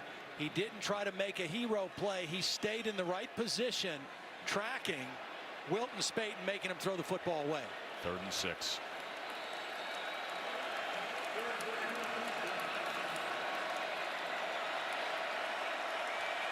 Pressure look this time by Florida. No safety back by the goal line. Everybody up by the line of scrimmage. 3rd and 6. They bring pressure to the end zone. Out of bounds. Made the catch, but he was out of bounds. Crawford with a great effort, but out. First time we've seen pressure dialed up by Randy Shannon. A desperate type situation. Both safeties up. They brought safeties on the blitz. It left single coverage, but Wilton Spate a little overthrow to the outside.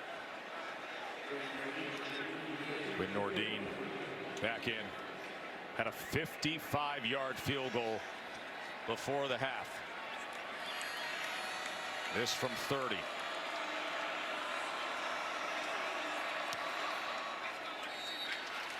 And perfect. So 3 comes of it after the fumble on the kickoff. Wolverines by 6.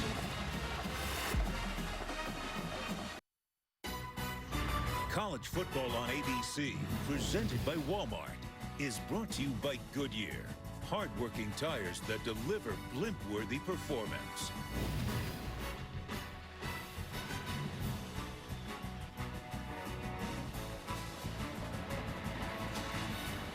(23-17), Michigan on top of Florida. Back and forth they go as Michigan has 13 unanswered points. And really the last 6 minutes, the last 2 minutes of the first half they managed, and the first part of this quarter they took a little bit of control in the football game. Todd, take us through our Pacific Life game summary. Well, it's been an exciting football game. There's no question about that. Michigan had the early lead after the long touchdown pass by Wilton Spade. And then after that, it was a couple pick sixes, 2 in a row. This was the second one recorded by C.J. Henderson after the overthrown ball by Wilton Spade. And then a very impressive drive to start the third quarter, put Michigan back in the lead. They tacked on 3 since then, and it's 23-17 Wolverines. Felipe Franks now under center with Mark Thompson as the lone back. Play action out of it. Downfield. And off the hands of Josh Hammond. Lavert Hill had coverage. Lavert Hill had very good coverage. That's a hard throw on the run, even with a guy with the kind of arm talent that Felipe Franks has.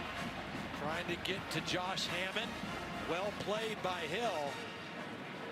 I do think that Florida has to try to throw the football on early downs to set up some run. They just have not had any success running the football. Only 16 yards in the ball game so far. Jordan Scarlett, their best running back, was suspended Wednesday of this week. Thompson crossing the 30-yard line, brought down by Winovich, gain of 6. We talked about those suspensions. How would it affect Florida? I knew that they would play hard, that they would have a next man up mentality. But when you take 2 players the caliber of Jordan Scarlett out of your running game and Antonio Callaway out of your passing game, it really has an impact, and especially against a high-level defense like this Michigan team. 3rd and 4.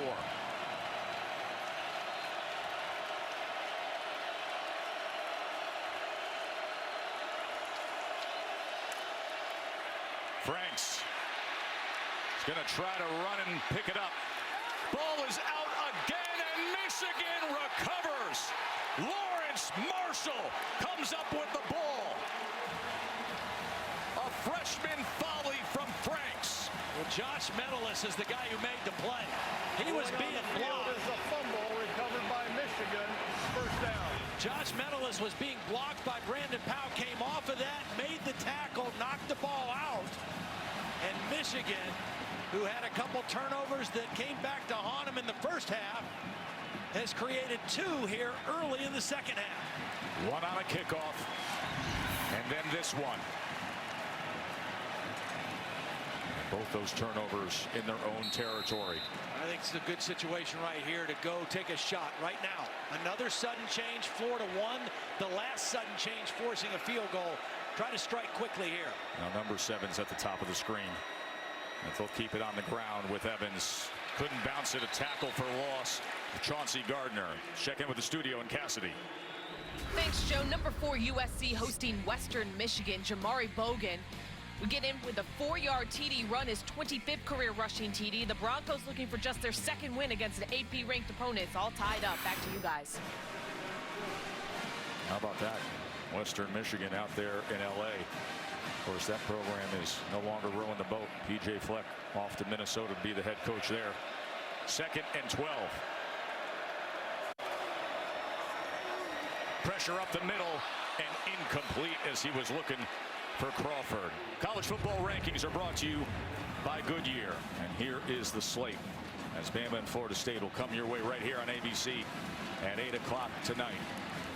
Boy, Penn State really looked the part against an overmatched opponent today. We were watching that earlier, Todd. Yeah, well, we watched Ohio State on Thursday. They got out of the gate slowly and then took off in the second half. Penn State started fast offensively today. Florida crowd getting loud here, looking for a stop on 3rd and 12. Ty Isaac upended. As Chauncey Gardner is still down at the end of that play. He made the tackle. You see him writhing in pain. Injury timeout. Randy Shannon has to be really thrilled with the way his defense is handling these sudden change situations. Of course, he's not happy to see Chauncey Gardner down on the ground, but you put your team out there on the field after a turnover, short field behind you. They get a negative play on 1st down to flip the, take the advantage of the chains, and then they come up with a big 3rd down stop as well. And this is significant, Holly, because earlier this year, this summer, prior to camp, That guy right there, Marcel Harris, who was their leading tackler last year. Remember, he made that big 4th down and goal stop against LSU. He tore his Achilles. He's the starting safety. And it was Gardner who came in from the corner spot to backfill. So concern for Jim McElwain. But Holly, as we talked about this week, well, now they it's don't want to lose like depth. Cramps. It may be cramps right here. They're giving him fluids. They're pulling that foot back, which would suggest possibly cramps in his calf.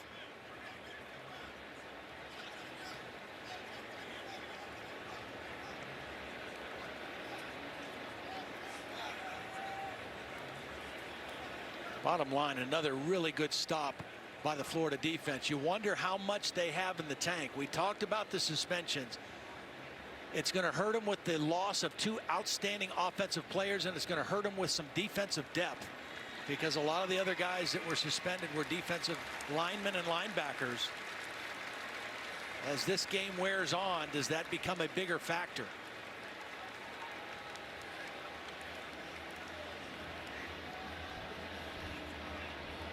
Good to see Chauncey coming off the field on his own. So Quinn Nordine, who's had himself a heck of a day, hit from 25, 30, and that big 55-yarder, 3 for 3. He's back out there from 50. And that was pure. Stellar start to the career of Quinn Nordine. Who needs live game attempts, right? His first game. And he is feeling it from 50.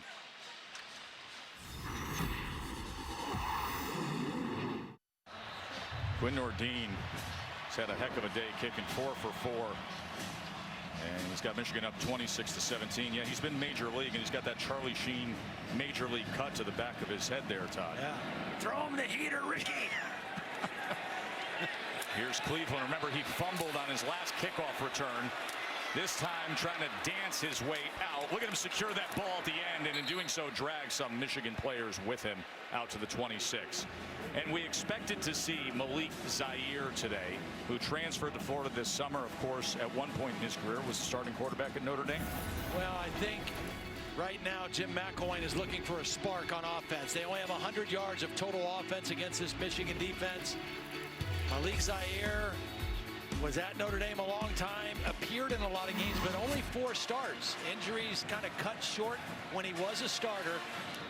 He's a left-hander. He's a dual-threat guy. He came here as a graduate transfer, fully expecting to be the starting quarterback. And a spin from Thompson, but right there to make the tackle was Rashawn Gary. I don't know if he has as full of a grasp on the offense as either Felipe Franks or Luke Del Rio, but he does offer them a different look with his ability to run the football. 2nd and 8. Zaire pulls and is wrapped up for a loss. Holly. You know, I think they were hoping Malik Zaire would get to campus a little bit earlier. He got there August 2nd after having to clear up some coursework at Notre Dame to graduate. But he has been working hard. Jordan Scarlett, their running back, told me last week that he and Malik would stay late in the indoor practice facility and work on routes, work on stuff. So even though he's only been on campus less than a month, he has been putting in extra work to make sure he can contribute when his number was called. Well, the hard part for him right now, as you take a look at Luke Del Rio, for the 4th time, Florida is facing a 3rd down and 10 or more. Those are tough plays to convert against the Michigan defense. And a timeout will be used by Florida. Timeout. Florida. Their first of the half. It'll be 30 seconds in length. Of course, tonight it's number 1 against number 3. Alabama and Florida State. As we told you, this is a rarity. First time in college football history that the preseason number 1 will open the season against a top 3 opponent. We will have it right here at 8 o'clock on ABC. 2 titans of the game. 2 guys who know each other very well. Jimbo used to work for Big Nick back at LSU. Be interesting to see the development of Jalen Hurts, Alabama's quarterback. Brian Dable, the new offensive coordinator, comes in from the New England Patriots. We'll see what the mighty Tide look like against the Noles tonight. Malik Zaire, of course, we saw him so much at Notre Dame a year ago right now. He was splitting time in that overtime game against Texas that you and I called, and now facing a 3rd and 10 time. Well, again, he can't try to get this all back in one play. He may get a couple possessions here. This is tough, 3rd and 10. Zaire being chased. Gary was after him, and downfield he was looking for Powell. Good job escaping the pocket. Rashawn Gary applying the pressure. Brandon Powell just not able to come down with the completion. So once again, a punt situation for Florida, and their offensive struggles continue. This is a team last year did not have good offensive numbers. Again, they're playing tonight or today without 2 of their best offensive players. But this guy right here, Johnny Townsend's been maybe their best offensive player so far. Townsend sends it deep. And Donovan Peoples-Jones tried to turn around, kept his balance, and then makes his way out to the 27. Cassidy, what do you got for us? We got a full-on Mac attack happening at the Coliseum. Western Michigan's John Wasink with the 7-yard score, capping off an 11-play, 84-yard drive to take the 14-7 lead over number 4 USC. Joe, Todd, Holly, back to you. A lot of people probably shocked by that early on there. Number 4 team in the country with a guy who many think is the Heisman early season preordained favorite in Sam Darnold.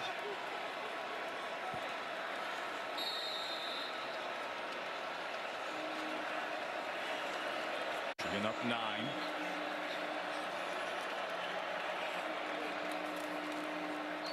Spate, plenty of time, and on the crossing route, and he's able to find Nick Eubanks, 13 yards there. Good protection.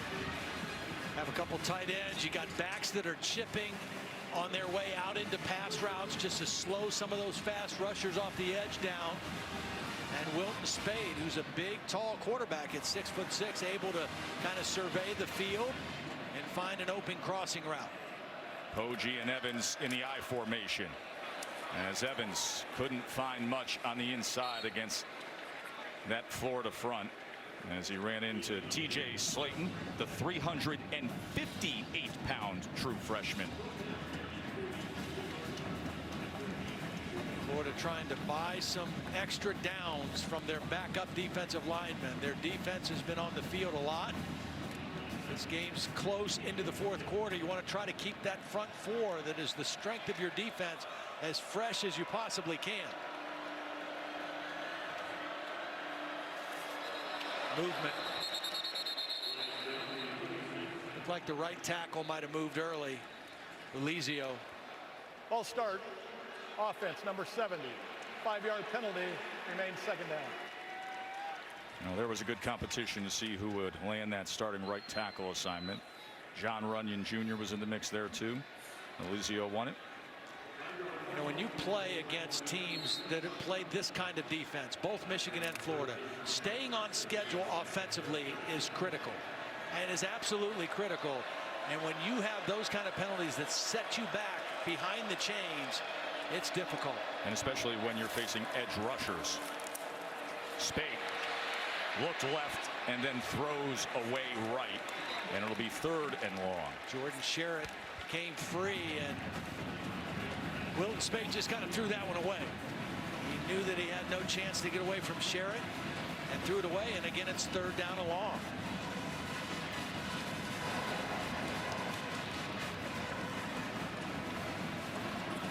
The thing about 3rd down and long, if you're a defense, is you don't have to play man coverage per se. Try to keep things in front of you and just be sure tacklers in the open field if they do throw the football. Ja'Kai Polite and C.C. Jefferson, hand in the ground, ready to get after Wilton Spate. But delay handoff will curb it. Ty Isaac. It's going to be close. Did he step out? Let's see the mark. Looks like he's going to have the first down.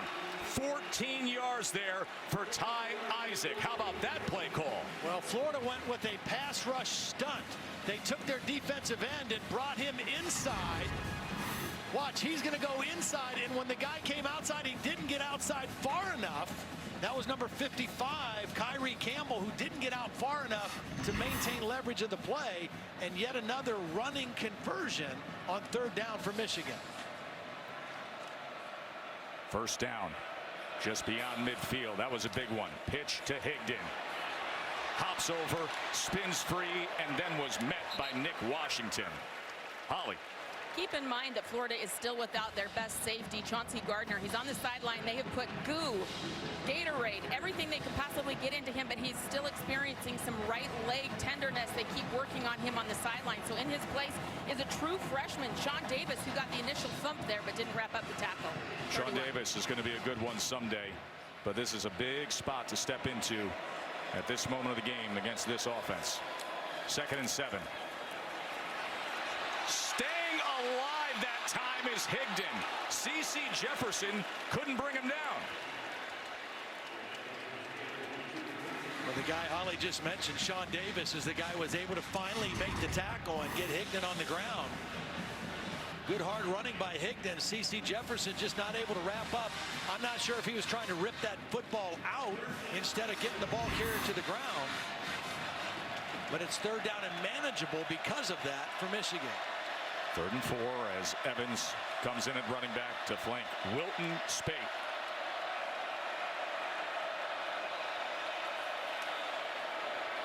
Pressure right up the middle. I think he was hit as he threw that time as he was looking to McDoom.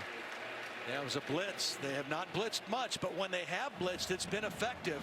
That time Zuniga, number 92, is the guy who hit Wilton Spate right as he was throwing the football and brings up 4th down. Will Hart on to punt. Remember, he had one blocked earlier as Brandon Powell will be back to return. See if he can create a spark for Florida or if Hart can do his job and pin him inside.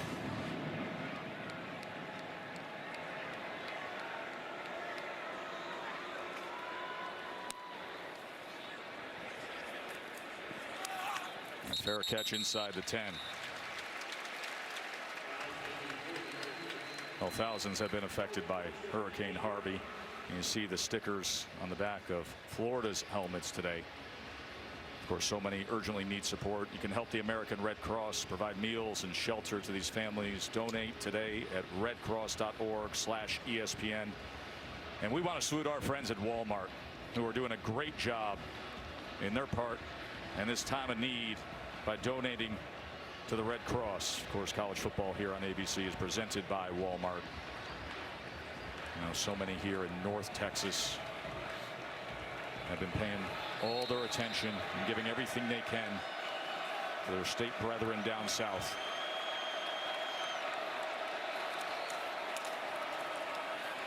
Thompson wrapped up just beyond the 10-yard line, a gain of 3. Florida really needs to get something going, some kind of momentum offensively, and they're hoping that Malik Zaire can give them that. You know, this is an offense last year that whenever you have triple digits, like, and you're ranked in the bottom part of college football, it's not very good. You see where they are today, 17 points, but that's not their offense. 14 of those points were by their defense. Zaire coming back, receiver screen, Josh Hammond, and that'll be a first down for the Gators. I think they have to throw on early downs, mix in some quarterback runs, and try to get some breathing room, some running room, based on softening this defense up if they can with the throwing game. The problem with throwing on early downs is if you're incomplete and you're 2nd and 10, now you're behind the chain. So it's you got to execute if you throw on early downs. They only had 12 yards in this half up until that 9-yard reception there.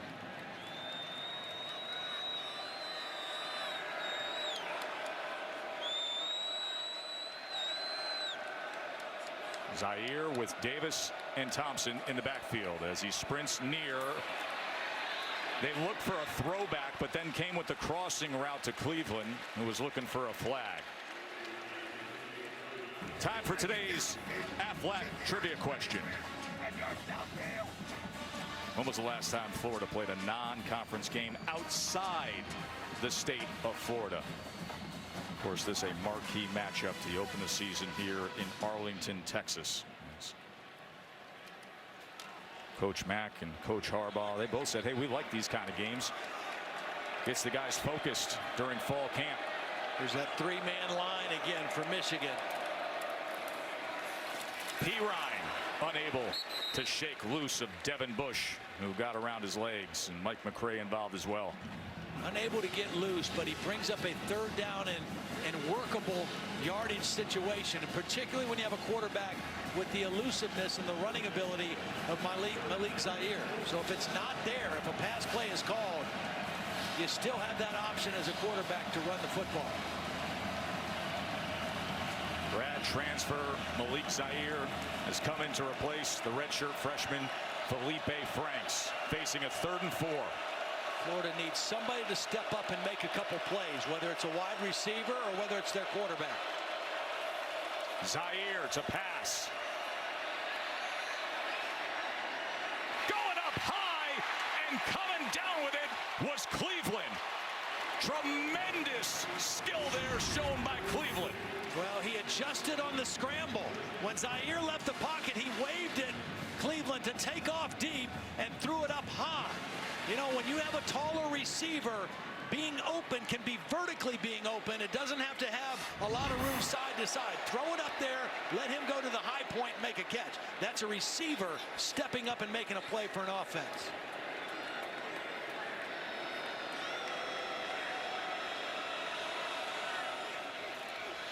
Zaire right at the line of scrimmage this time was Cleveland. And you know, Tyree Cleveland is from the Houston area. We were just talking about the support that everybody is lending to those affected by Hurricane Harvey. Unfortunately, Ty's family is doing well. They're okay. This man's going to have a bright future. He's got so many of those physical attributes of an NFL type big-bodied receiver. You saw him go up so strong there moments ago. He wanted out too. He was tapping his head like he wanted to be subbed out on this play, but he's back in there on 2nd down and 9.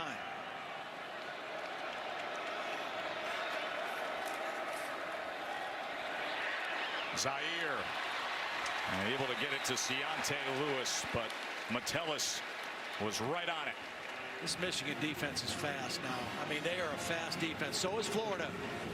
Don Brown said we may not be as overall talented or experienced this year on defense as we were a year ago, but we're probably going to be faster, and that is shown today. Donnie Brown, his 2nd year at Michigan, guy who has back-to-back led defenses to be #1 in the country at 2 different schools. BC was #1 defense in the country, came to Michigan, did it there. 3rd and 6.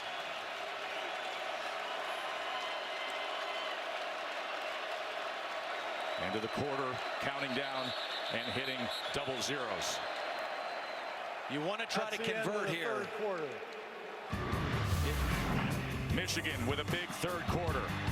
26-17 on top. College football presented by Walmart will continue after this message and a word from our ABC stations.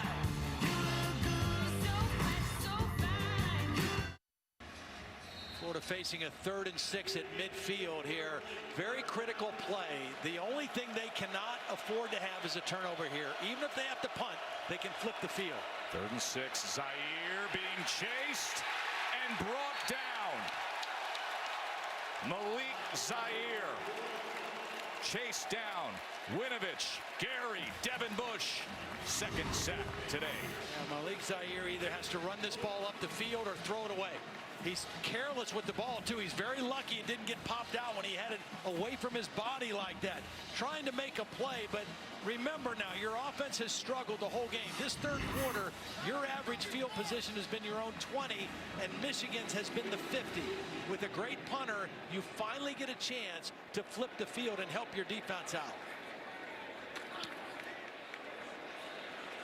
This is just a rocket Couple blasts from Townsend that goes into the end zone. Hey, we asked you the Aflac trivia question. When was the last time Florida played a non-conference game outside the state of Florida? We're not used to seeing mega matchups like this for the Gators. You got to go back to '91 at Syracuse, up at the Dome. Their last non-conference game outside the state of Florida. HBC up there. As Florida, number 5 in the country, lost to a top 20 Syracuse team, 38-21. Been a long time, but it's a great challenge to take on. Look at a young Paul Pasqualoni back then strutting the sidelines. Ty Isaac, a lot of room for Isaac as he gets all the way down into that defensive backfield. 23-yard gain. The ruling on the field is that the runner was down by rule. Well, great job by the tight end Tyrone Wheatley. Watch 17 crash Injury down timeout. here. And then once again, an unblocked man who gets out of position. In this case, it's a linebacker, Jeremiah Moon.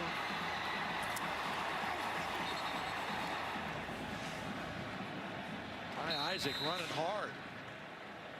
Ball wiggled loose at the end there, but they're saying he was down at that point. So Michigan with a first down out over the 40. Higdon now the back in that offset backfield formation, and he is met right away that time. Michigan is winning the rushing battle right now, 189-29. It's not even close. And that guy's got 113 of them, Todd. The last time these two teams played in the Citrus Bowl a couple years ago, Michigan won 41-7. It was 7-7 at the end of the first quarter, and then Michigan started to assert themselves and physically dominated the game. They ran that day for 225 yards against a very solid Gator defense. That Florida defense gave up 503 yards of total offense to Michigan in that game 2 years ago. Play action, Spate, as he crosses underneath with McKeon, who muscles his way ahead over Jeremiah Moon for a first down. See, both teams are trying to run play action. Florida's trying to run bootleg and some play action, but it doesn't have the same effect when you only run for 29 successful yards. When you run for 190 like Michigan, then all those play action things, you have to respect the fakes and the run possibility, and it opens up a lot of room to throw the football. Saw Felipe Franks warming up. Zaire came in the last couple of series. Franks was the redshirt freshman starter earlier today for the Gators. Higdon bounces outside, gives a stiff arm and a ride to Duke Dawson. I think there might be a little bit of fatigue with some of the defenders for Florida in this football game right now. They're going to substitute with a fresh look up front here. They got some bigger bodies coming in, including some younger guys. As Sherritt steps off. And Evans is the back now for Michigan on first down. Did a really nice job of finding that hole, and finally was tackled by Washington. And this is a game that's going exactly the way Jim Harbaugh wants right now. They are just running right at him. They're punching him in the nose. They're throwing when they want to. They're not throwing when they have to. They're throwing when they want to. And you're seeing missed tackles. You're seeing guys kind of give up leverage in the running game. And fatigue is a part of that. And when we talk about staying on schedule, 2nd and 3 is right where Michigan wants to live. Shifting 2 tights and the fullback here now to the near side. And tackled for maybe a loss of about a yard that time as Polite came up with it. Take a look at where Michigan is having success running the football. It makes sense to the left side. That's where your 2 veteran guys are. Mason Cole, your senior left tackle, who's starting his 39th consecutive game. Ben Bredesen, a sophomore who started every game last year. That's where your veterans are, and that's where you're having the success running the football. There's Big Bredesen, 74, and Mason Cole, 52. And Bredesen's brother is a pitcher on the Michigan baseball team. They're all about Big Blue. 3rd and 4. Look at all the guys up around the line of scrimmage. No deep safeties for Florida. And Wilton Spate sees it, and he's checking the play at the line of scrimmage. 3rd and 4. Spate looking to his left. Wide open, but thrown to the outside of Crawford. See, he checked the protection. He made sure that he had maximum protection. That was great. When you have a guy running wide open like that, Joe, you don't try to lead him. You throw it right at his numbers, because there is no reason to make a perfect throw here. He's wide open. Throw it right at his numbers and let him walk in for a touchdown. Great job changing the protection, anticipating the pressure, just didn't execute the throw. Quinn Nordine, the first Michigan kicker with 2 field goals over 50+ yards in the same game already today. If this is offsides, it could be a first down for Michigan. It was 4th and 4.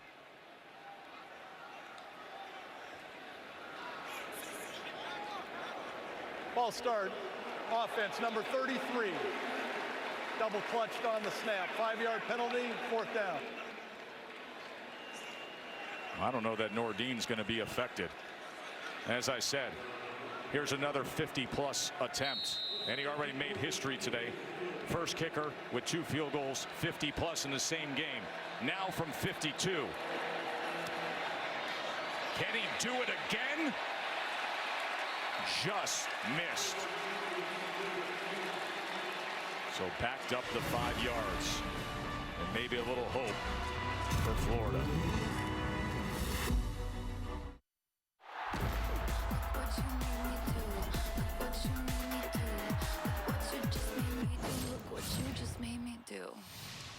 Earlier today, Todd Blackledge said, when it comes to Bama, Florida State, watch for the BBPI. What in the world was that piece of analysis? Well, you know, this is the age of analytics. Yes. Here's Zaire, and he is sacked again. He's having some struggles. I'm sorry. Please continue, Todd. You know, we talk about a lot of different analytics. BBPI is Big Boy Pants Index. Which one of the offensive lines tonight is gonna come to the game and have their big boy pants on? Because that's where that game's going to be determined, is in the trenches. You got 2 talented quarterbacks, lots of skilled players, but which offensive line can block? Because both of those defensive fronts, Florida State and Alabama, are going to come to play tonight. Florida State offensive line last year, I mean, DeAndre Francois, he was struggling to stay upright. As we got a flag here. Illegal substitution on the offense. Broke the huddle with 12 players. 5-yard penalty. 2nd down. And it'll drive a coach crazy. Jim McElwain is trying to come up with something here, trailing by 9. Holly?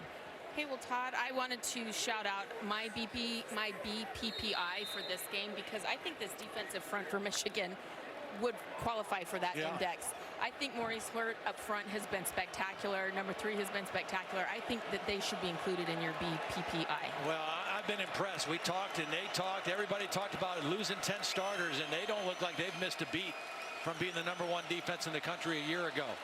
Zaire on 2nd and 20 to try to run an inside screen with Powell, and great job by Donnie Brown's defense to run that 3-3 stack today, Tom. Yeah, I think it's been effective. It's been different.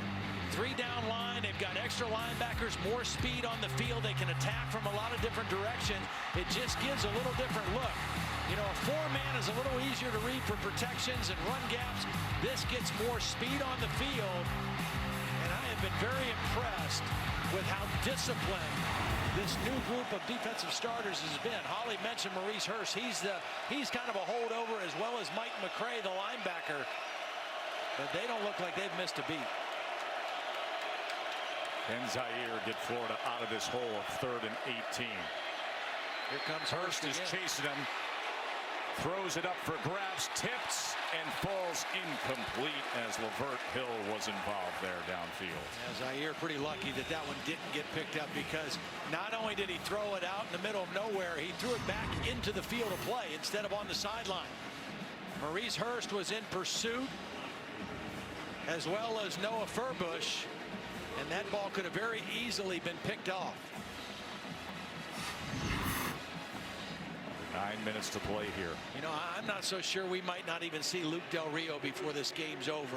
I could see that. They need a spark. They've got to have something or find somebody to give them a little bit of a spark offensively. He won the starting job coming out of fall camp. He thought about a fake, did Townsend, started running with it, Peoples-Jones feels this off the bounce. But Townsend saw everybody release and said maybe, and then said maybe not.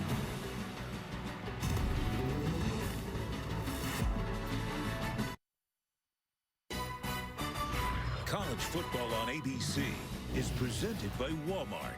Walmart, save money, live better.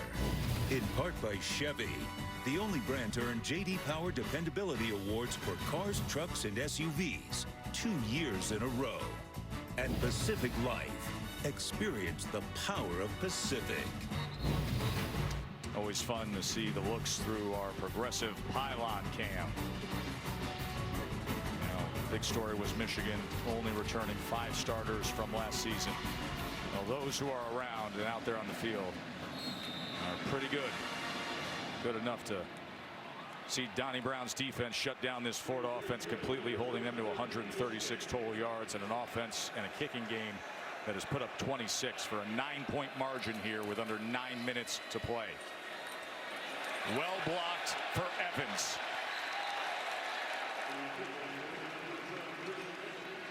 A 13-yard run. Got a lot of bodies out there. Pulled both of the linemen on the left side, and Khalid Hill, watch number 80, get a block on the edge.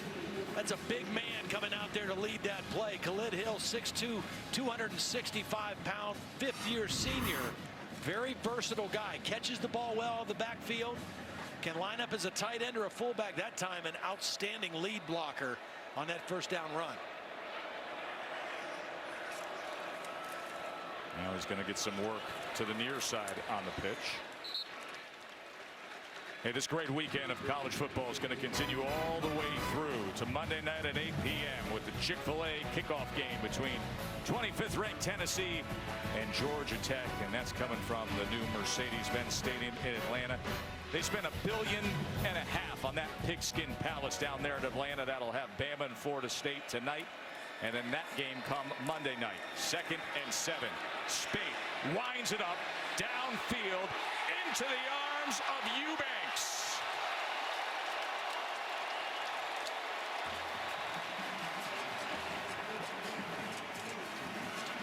What great protection. Again, when you're running the football, 224 yards now for Michigan. Watch this pocket. There is not a blue shirt within 5 yards of Wilton Spate. Your linemen, your tight end, your backs. Now you let that guy stretch beyond the defense, and you can step into the throw, and another big-time throw down the field for Wilton Spate. But it's all set up by their ability to run the football physically tonight. Play action out of the eye. Being chased. Keeps it alive. Spate tucks and just darts. Maybe beyond the 10-yard line there. We'll see where they mark him. Pretty good little footwork that time by Wilton Spate. Not known as a runner, but Jabari Zuniga kind of had him dead to rights, and in just a little quick feet work was able to kind of elude him and get the ball to the sideline and avoid a loss of yardage play. After that 48-yard reception to Eubanks, 124 yards passing here in this second half. Florida only has 112 total yards passing as a team. And this point to some movement on the right side of the line for Michigan. Ball start. Offense number 84. 5-yard penalty. 2nd down. Holly. Well, you saw Wilton Spate with that fantastic completion. That's a throw maybe he wouldn't have been able to make at the end of last season. He was struggling through some shoulder injuries. He did have off-season surgery, but the coaches say he got back, didn't miss much practice time. He was there for spring, and Wilton said he feels better than he's ever felt. You mentioned it earlier. He's lost weight. His arm is healthy, and we really saw that come into play on that great throw.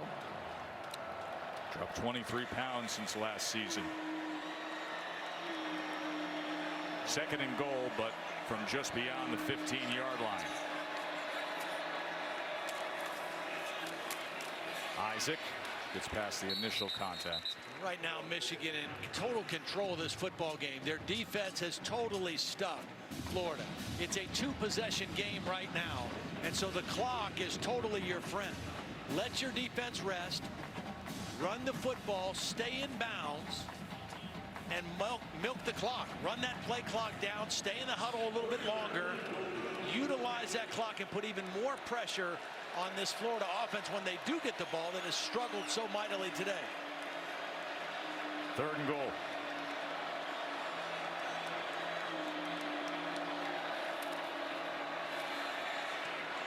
To the end zone. And beyond Grant Perry.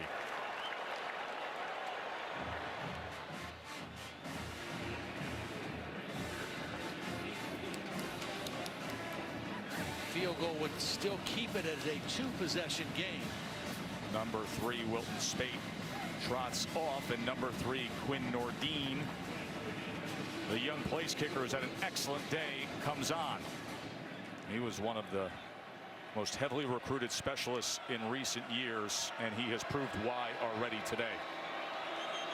4 for 5. And this one is off the mark. So after the sensational work with the big 50-yarders, misses his last 2. Score stays 26-17. Zaire's heading back out there when we return. Todd Florida only has 136 total yards as we look at our Pacific Life game summary. 136 total yards, and really their offense only responsible for 3 points.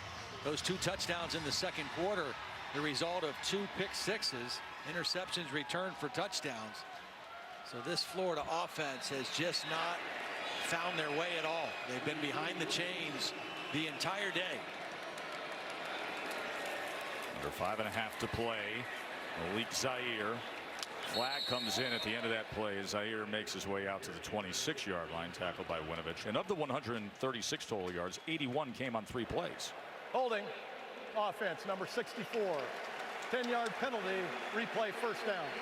So the other 35 plays have produced only 55 yards. I mean, this offense has fallen asleep here in the second half. Injury timeout. Tyler Jordan is in at right guard. He's the guy that got called for the penalty. I think now we see Maurice Hurst cramping up a little bit. And Holly mentioned earlier he has played a heck of a football game. 33 career games, 34 counting today. His 5th career start. And he's one of those guys that Greg Madison was talking about. Say, hey, you know what? He wasn't a full-time starter last year, but he played starter-type minutes. Played a lot of ball, and we were very comfortable with how he would anchor our defensive front. And he has had a heck of a football game today. Big guy out of Severian Brothers High School back east in New England. Same high school that produced our ESPN colleagues, Matt and Tim Hasselbeck. 1st and 15.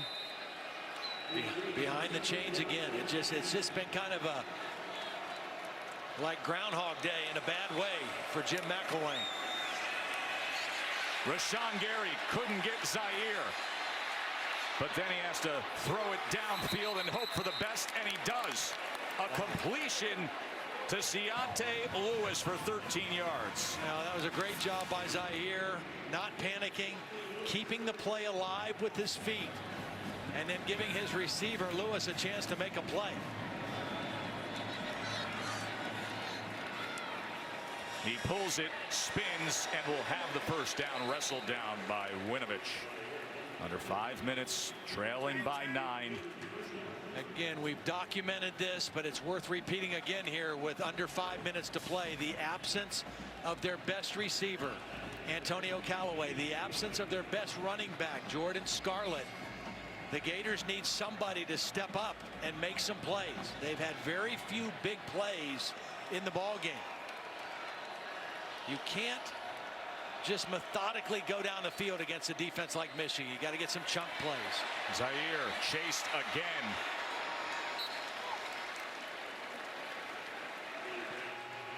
As Felipe Franks still over there warming up on the sidelines. He was only 5 of 9 for 75 yards with his starting assignment.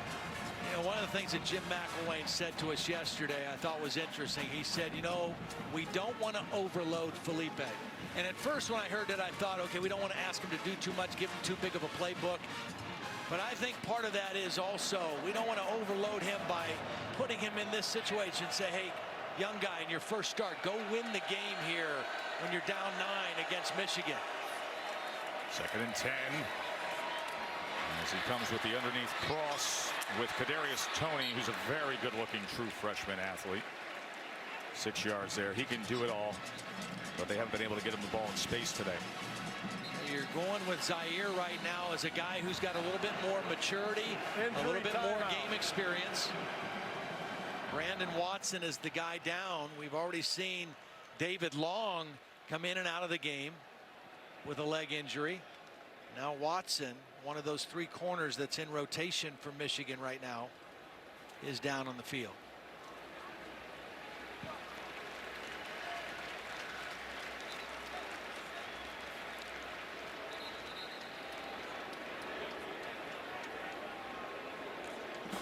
Two-score game here. You got to be wondering if Jim McElwain, Doug Nussmeier are thinking this is two-down territory, that they've got to go for it here.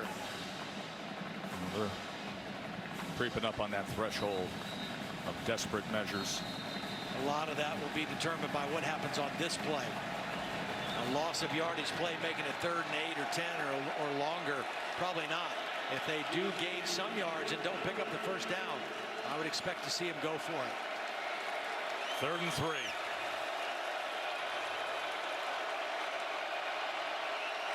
Brandon Powell in motion as he sprints to that side and came up short looking for Powell. See, that's a hard play for a left-handed quarterback. The ball has to come out quickly. It has to be accurate. It's kind of a rub play like you would see on the goal line. And it was open. And for a right-handed quarterback, that's an easy play. For a left-handed quarterback like Malik Zaire, that's a hard throw. And he threw it behind his receiver without very much zip on it. So as you suggested, Todd, 4th and 3. And the reason they ran it that way, even though the quarterback's left-handed, is because they needed the wide side of the field with the ball in the left hash mark to call that kind of a play. A lot of maize and blue-clad crowd on their feet, roaring on their defense to close this show. 4th and 3, Zaire. Incomplete. No flag. Florida sideline asking for a flag. It was Josh Metellus in coverage. Number 14 on Brandon Powell.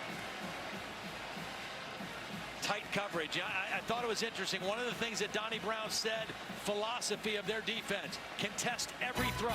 They do not give up any throw that they don't have to. Great coverage on 4th down. Sunday Night Baseball is Red Sox and Yankees, and it's getting a half an hour earlier start at 7:30 Eastern. Of course, it all begins at 7 Eastern on ESPN with baseball tonight. Sunday night countdown. Sox and Yanks coming your way as Michigan is trying to bring this thing home and cruise in for a well-earned and pretty significant win here on this opening weekend. Week 1. Holly.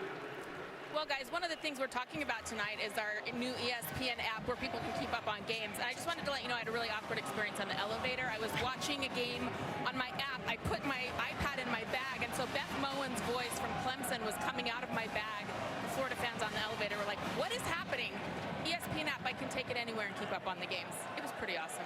Well, Beth had a lot of calls for Clemson today as they put up 56 against Kent. Yeah, both those schools from up where I live took a beating today. Kent got whipped by Clemson. Akron got whipped by Penn State. You know, I will say this about Michigan. I'm impressed with, you take those 2 interceptions and pick 6s out. It has been a thoroughly dominating effort by Michigan on offense and defense today. Cassie had some pretty good looking offense with Northwestern. Thorson going for over 350 today. Jackson over 100 yards rushing. And of course, Northwestern, a little bit of a trendy pick among some Big Ten prognosticators, as that time Spate set up for too long. They went play action. Nice job by Jordan Sherritt working on the best offensive lineman Michigan has, Mason Cole. He beat the left tackle. Here's Sherritt right here working on Cole. Uses his hands really well. Florida and gets to the quarterback. Final of the game. They've elected to have it be a 60-second timeout. Jordan Sherritt has showed his ability rushing the passer today. Todd, I think there's 2 big takeaways from today. Number one is you no longer really need to have the conversation about Michigan and talk about how few returning starters they have, because the guys who are on the field are really, really good, especially the young talent on defense. And the other thing is the questions as to where does this leave Florida offensively? Yeah, it's going to be really iffy for them. Now, obviously, well, here's the other problem. You're playing without two of your best offensive players today, and you don't know exactly when you're getting them back. You know, that issue is not completely resolved. Why they were suspended, how long it's going to last, what the investigation, any of that. So you don't know how long you're going to be without those two guys. You played two of your three quarterbacks today, and neither one of them really did a whole lot. Does Luke Del Rio enter the picture next week a little bit as well? I'm actually a little surprised that he didn't play at all in the ball game today, the way things went for them offensively. As Michigan will punt away. And Powell get the fair catch down and around the 10. And there is Luke Del Rio, who talked about as a starter last year. Didn't see him today. A reminder, we have a special Sunday night primetime matchup for you on ABC. It is number 22 West Virginia, number 21 Virginia Tech. That is the Black Diamond Trophy game at FedEx Field. And coverage kicks off at 7:30 Eastern. I love these opening week one stretched out Labor Day weekends of college football. I was up there for Ohio State, Indiana. The energy was unbelievable. Saw Wisconsin last night. This game here in the middle of the day. Tonight, the big one from Atlanta. It goes to Sunday night. It goes to Monday night with Tennessee and Georgia Tech. College football does it right, and it's meaningful right from the start. Zaire. Ball is out. And a fight for it that Martez Ivy has won as Khaleke Hudson just blew things up against Zaire. Well, just right now, Michigan is not having to worry about the run. They really haven't had to worry about the run for much of any of this game. Really coming after the quarterback quickly. Khaleke Hudson, that Viper position, taking the place of Jabril Peppers in there first to knock the ball loose. Just reload. Fresh new talent on the field. Look at this.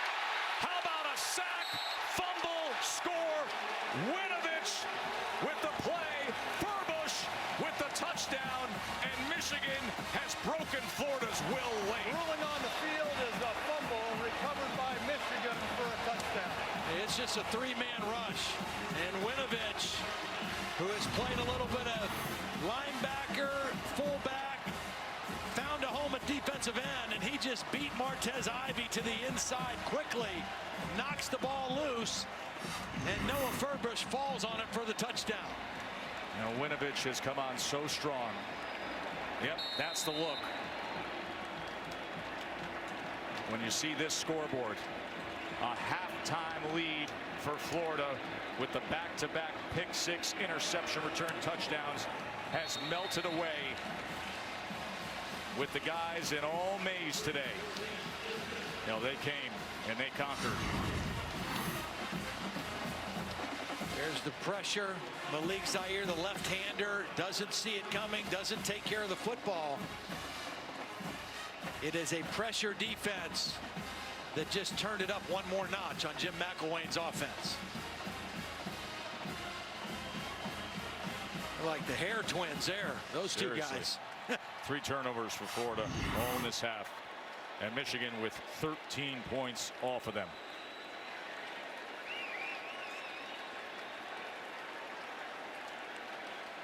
Florida was dealing with all the suspensions, but yet these players said, hey, we'll take those who came along and we will fight. And they did in that first half with their defense coming up with a couple of pick sixes. But this Michigan team, a program with the trajectory on the ascent, with tremendous recruiting in recent years. All those who went off to the NFL simply replaced with fiery young talent that has proven itself against an SEC team here today. And that's what you have to do. I mean, if you're Michigan, that's what you should be. If you want to keep up with Ohio State right now in the Big Ten, you better be able to do that, because they reload in Columbus, and they got to be able to reload in Ann Arbor as well, which they're doing. Kadarius Toney. Able to get free for a moment and then brought down just beyond the 15-yard line.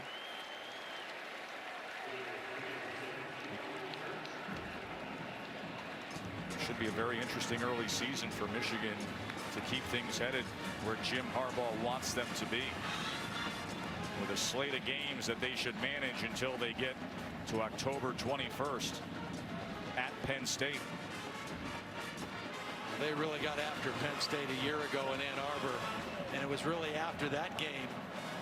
A lot of speculation about James Franklin and his job at that point, and from that point on, Penn State was a completely different football team. And right now, starting this season, as a team with a lot of confidence.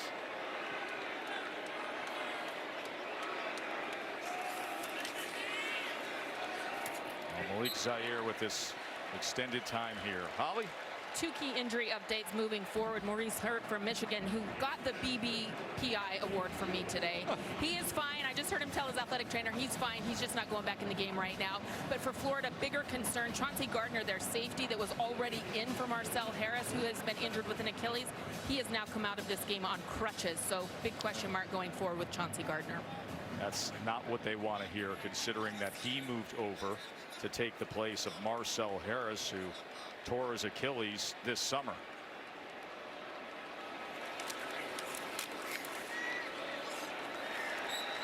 As the stats are alarming here, 433 total yards for Michigan to just over 150 for Florida.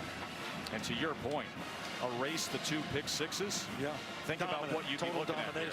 Total domination. And really, it's very similar to when these teams met the last time. In that game, Michigan won 41-7, had no turnovers, and outgained them 503 to 273. Today, similar disparity in terms of total yards, but the turnovers made it look a little bit more respectable. Well, I mentioned the early schedule for Michigan. I said, hey, something that should be managed prior to Penn State.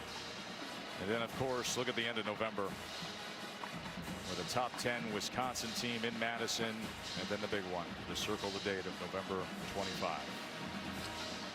Big win for Maryland today out of the Big Ten, going down to Austin, Texas, beating the Longhorns in Tom Herman's debut. They put up 51 to 41. Maryland won against Texas. It was a nice effort by Josh Hammond on the sideline here as we come upon the final half minute. 28-yard reception. So where does Florida head moving forward? Felipe Franks started. Zaire has gotten the majority of the dig it out of the hole cleanup work here. Well, I think you got to go back to Franks. I mean, you got to go back and just kind of pick up the pieces and again kind of figure out when you get some of your pieces back, if you get some of those pieces back. And most teams make the most improvement between week 1 and week 2, and I never make too much out of a week 1 win. You know, last year we did a Texas Notre Dame, and you know, Texas looked like world beaters that night. Somebody I know screamed Texas is back, folks. They weren't back. They had a coaching change by the end of the year. 1 week, 1 game does not make a season. 6th sack. Let's go blue for the guys who decided to wear all maize today. Florida had won 27 straight season openers, but Michigan got the best of them. 433 total yards of offense, holding Florida to under 200 yards of total offense, as Michigan, with maybe an early launching pad kind of day for all this young talent, takes care of Florida 33-17. Only the beginning, folks. We're in the midst of a great weekend of college football. Going to be fun tonight with Bama and the Noles. For Holly and Todd, I'm Joe Tessitore. Enjoy the rest of your night, as this has been a presentation of college football on ABC. So long from Arlington, Texas.